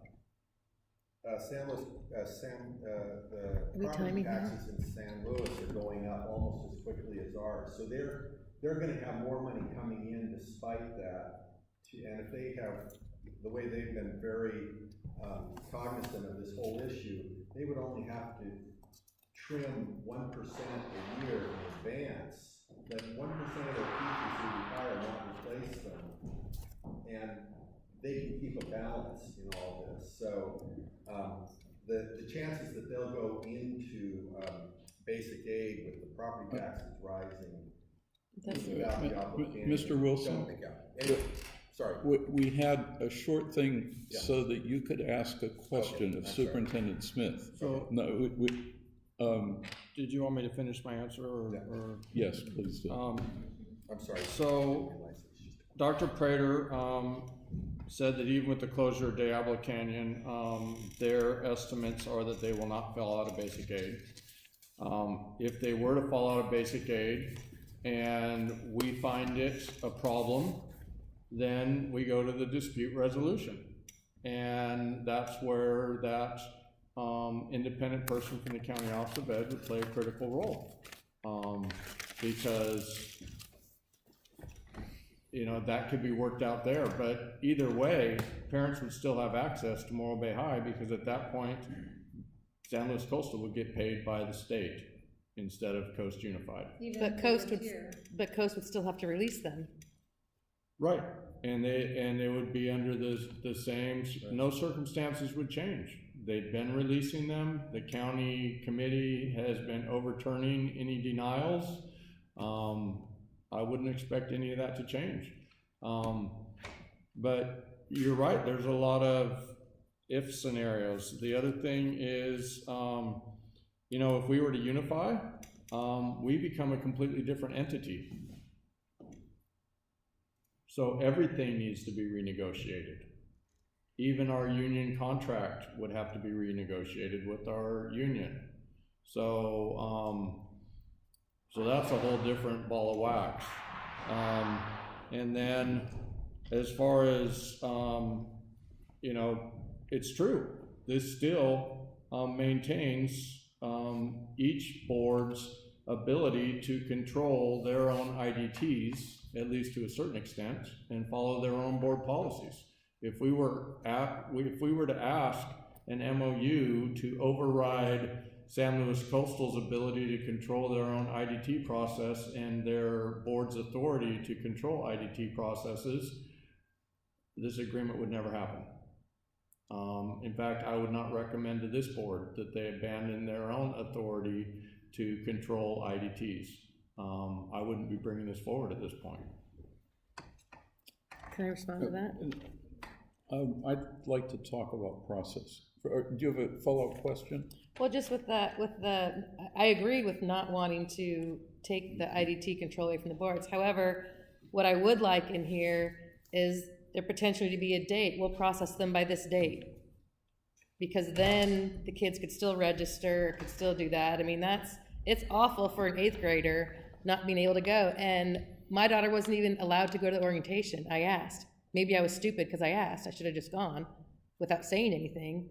But maybe if this had a date that, process for the upcoming year by X date, then the board still has their control, but the poor 8th graders and their families aren't going, well, shoot, do I have to get a divorce and move towns? Do I use a fake address?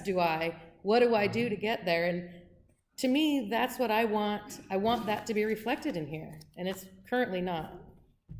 And so what it does do is it gives this district superintendent a legitimate seat at the table to engage the other districts on behalf of Cayuga students and to say, are you or are you not following the spirit and the intent of the MOU, and has the dispute resolution panel to appeal to. And so I would be happy to work with some parents who are knowledgeable about the process that's occurred in the past and make sure that that process is improved this spring for Cayuga students. And I would love to tap into your expertise on that because you obviously have lived through it. But can I respond to that? Sure. The problem with that is, again, as Susan has mentioned, this has taken up time, energy, whatever. Instead of just going, oh yeah, here's the intent and the flavor and what was expected, are you doing that or not?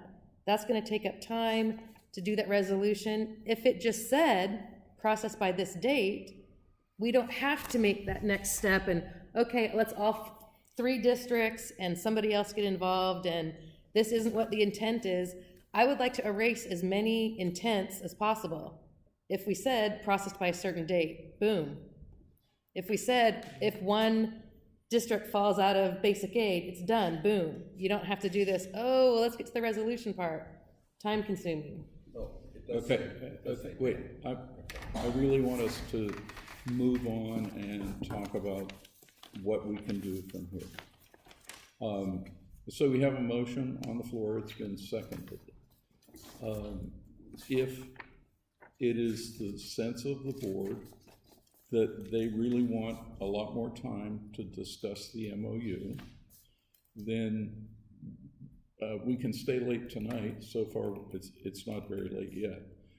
But if we can't finish tonight, it would be in order for a member of the board to move make a motion to postpone the discussion to a certain time.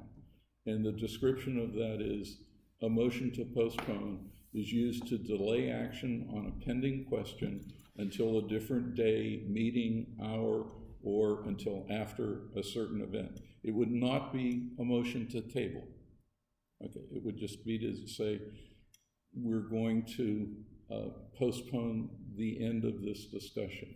What is the difference between that and table? Okay, the definition of table is the motion to lay on the table is properly used only when it is necessary to suspend consideration of a main motion in order to deal with another matter that has come up unexpectedly and which must be dealt with before the pending motion can be properly addressed. And that's not, in my judgment, that's not the circumstance we have here. So can I ask a question? Sure. So if somebody was to move to postpone, does that mean that potentially what we would look at could maybe have some changes to the language of this proposal? Well, we could do that tonight. We have a motion on the floor to accept the MOU. If someone has a well-considered change that they would like to make to the MOU, we can consider that, and then the Cayucas board can adopt a modified MOU. I don't think that would be well accepted by, it's certainly not the preferable thing. Other districts that, because of their timing, had more time, I think they were able to suggest changes to the draft MOU. And so the MOU that we have here now has been affected by other districts' boards more than ours have. But I think we've been actively and, much my sense, I wasn't at any of the meetings, actively and adequately represented by our superintendent during those discussions. You were always involved in those discussions. Is that the case? Mm-hmm. And the danger of postponing is, I'm sorry, I just misspoke. The danger of us modifying at this point is it would send it back to negotiations tables. We would have to try and reach consensus again with all three superintendents to agree on a new draft to bring forward. Each board would have to consider it then again after that. At that point, we are well into budgeting season, and I believe that it could put the approval of this MOU in jeopardy with all three districts.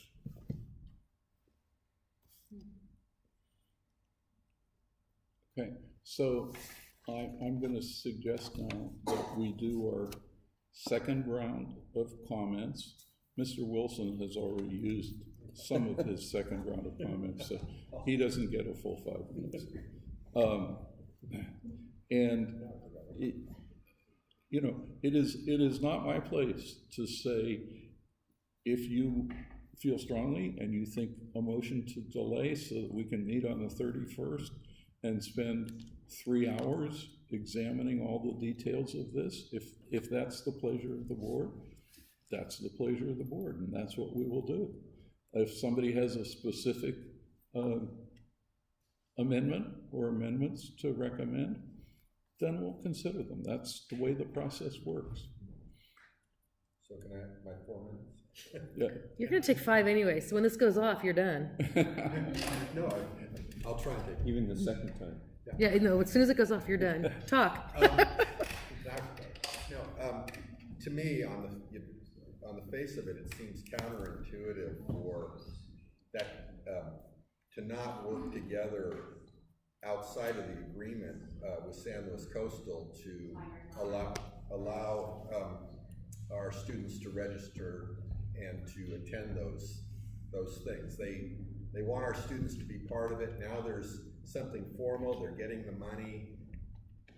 You got a few extra seconds for there. them to work for them to work their dates to align everything is in everybody's best interest. So, and to me, that's something that Scott and Eric can get together on. It doesn't really affect Coast. The same thing should happen for students going to Coast. Well, I guess the releases. They aren't our students by this time. Coast still has to release it. But that Scott asking the question, getting it set up, it makes sense to get that all in alignment. So San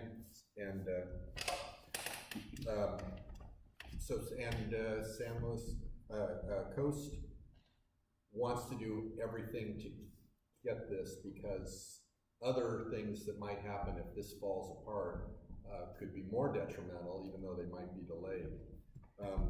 The one other concern I have is any kind of changes now, besides the way Scott described it, just the logistics of it.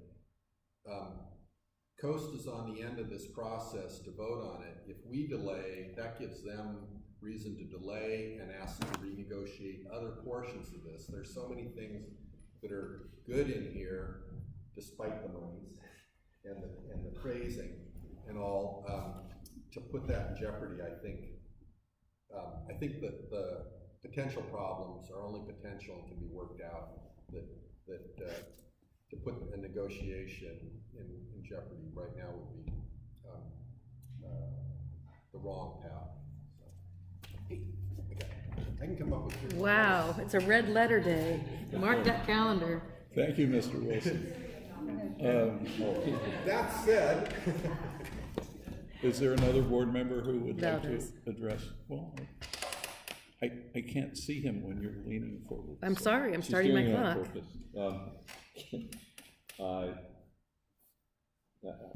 Boy, as a teacher, I'm putting my trust into a superintendent. Wow. But that's exactly what I'm doing. I'm trusting that the 3 superintendents have discussed this to a point that it's going to make it easier for parents to be able to make a decision of what high school they're going to go to. It does involve looking at this. A lot more than just high school, but that's okay. This is a step forward, and if there are problems along the way, we have an avenue to dispute it, in which all 3 districts have to be involved, and I like that. How's that? Awesome, you beat Ron. I was just going to say, that's no feat at all. Member Brownell, or you Could you just clarify the out clause? Like, is there an out, or is there no out, like no turning back? Okay, so termination would occur if all 3 districts agreed to terminate the deal. It would take all 3. It would take all 3. If 2 said we want out and 1 didn't, Then it still continues. they're held to this document. Right. And It's a marriage of three. But it's a marriage of three. But the other avenue that I believe legally could terminate the agreement is if one district did drop out of basic aid and we went to the dispute panel and the dispute panel terminated it. So the dispute panel can. I believe that the dispute panel makes final decisions It's over binding. this MOU and is binding, and therefore now that would be a very odd way to go. But with the amount of authority that the dispute panel has in this agreement to interpret it, there is a possibility there. Would I hang my hat on that? No. Okay, member friend? Yeah, let me just skip this. The reason we were laughing earlier at San Luis Coastal yesterday, they couldn't get their 3-minute clock working. You know, they've got techies and they've got the administrator. And I just got my trusty little Everybody's iPad. clustering around. The Okay. people in the meeting are saying, oh, This won't okay. take 5 minutes. As Ron mentioned, I also have concerns that Coast will not approve this MOU. This is based on past practice, and I was involved with them doing this before. All 3 districts, basically, in these meetings had agreed, okay, fly, go back to your own districts, approve it. They didn't. No explanation, nothing. People would yell at us, well, why wasn't it approved? I'm like, go ask them. So I have trust issues. In the New Times article that came out last week, Superintendent Schumacher said, conceptually, we're very interested in reaching an agreement with all 3 districts. Conceptually. At their board meeting, she stated, ultimately, it may not be agreed upon. I'm going to say that again. Conceptually, and ultimately, it may not be agreed upon, but there is a lot of public goodwill in our communities, across all our communities, to consider this MOU. Postponing it without having any additions or changes to it, I just think would be stringing it out. I do not really appreciate this MOU. I think it could be written so much better. But listening to my other board members that, you know, what would do to us if we didn't, I will vote to approve, begrudgingly, so we're unanimous, okay? This will show Coast that, okay, as Cayucas Board and San Luis Coastal, we may not like this, but guess what? Who are we voting for? Those K-8 humans that are here, okay? We are voting for them. So as much as I don't like this, if this is going to help our kids not have that angst and have the families be all tormented and how is this gonna work? Yeah, I don't like this. Could be so much better. But to look at that 8th grader and go, yeah, this is gonna work for you, yes. Rather than, I don't know where I'm going to school, can't go into orientation, I can't get my classes, what am I doing? To me, that's worth it. That's why we're here for the students. And I will vote yes, just because students need to be the basis of every decision that we make. I'm done. Thank you. I have no further comment. Do you have a closing comment? I'd just like to make a comment that I'd like to personally thank President Troop for your leadership over the last year in delving into all of this, to Trustee Friend for helping bring this up at the board level and showing passion about the issue, to Trustee Wilson for diving in head first and being determined to find a way to provide some relief to these families, and to Carrie McDonald for doing the same. Because the fact of the matter is, I did not get here by myself. We got here over the last year as a team. It hasn't been the easiest process, which is what I predicted at the beginning. But this is a team effort, and I agree, while the MOU is possibly not the most savory thing. Providing relief to these families is a big deal. And so, I want to thank everyone here for their efforts over the last year to bring us to this point. And while we're not quite there yet, I'm proud of our efforts together. Can I say one last closing comment before we vote? No, I'm gonna say the closing comment, but you can Okay. say, you can have the penultimate So comment. those of you out here that are here to listen to this discussion, I passionately urge you to go to Coast Meeting February. She stole my line.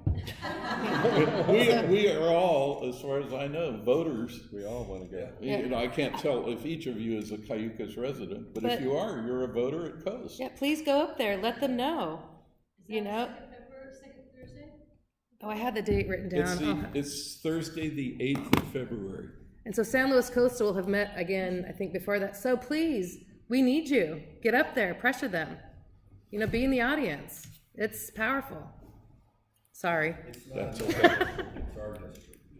All right, so now I guess we can, I have the sense that there is no further discussion, so I'm gonna call for the vote. Ms. Held, would you? Member Wright? Aye. President Troop? Aye. Member Friend? aye. Member Wilson? Aye. Member Romanek? Good job. Thank you all. Can I have a break? I'm sorry, Can we have a yeah, quick break? yeah. We're gonna have a break. Let's celebrate. It's 23 after, so we'll start at, is 6 minutes long? Yeah, I just need to run the restaurant. Okay, we'll start at half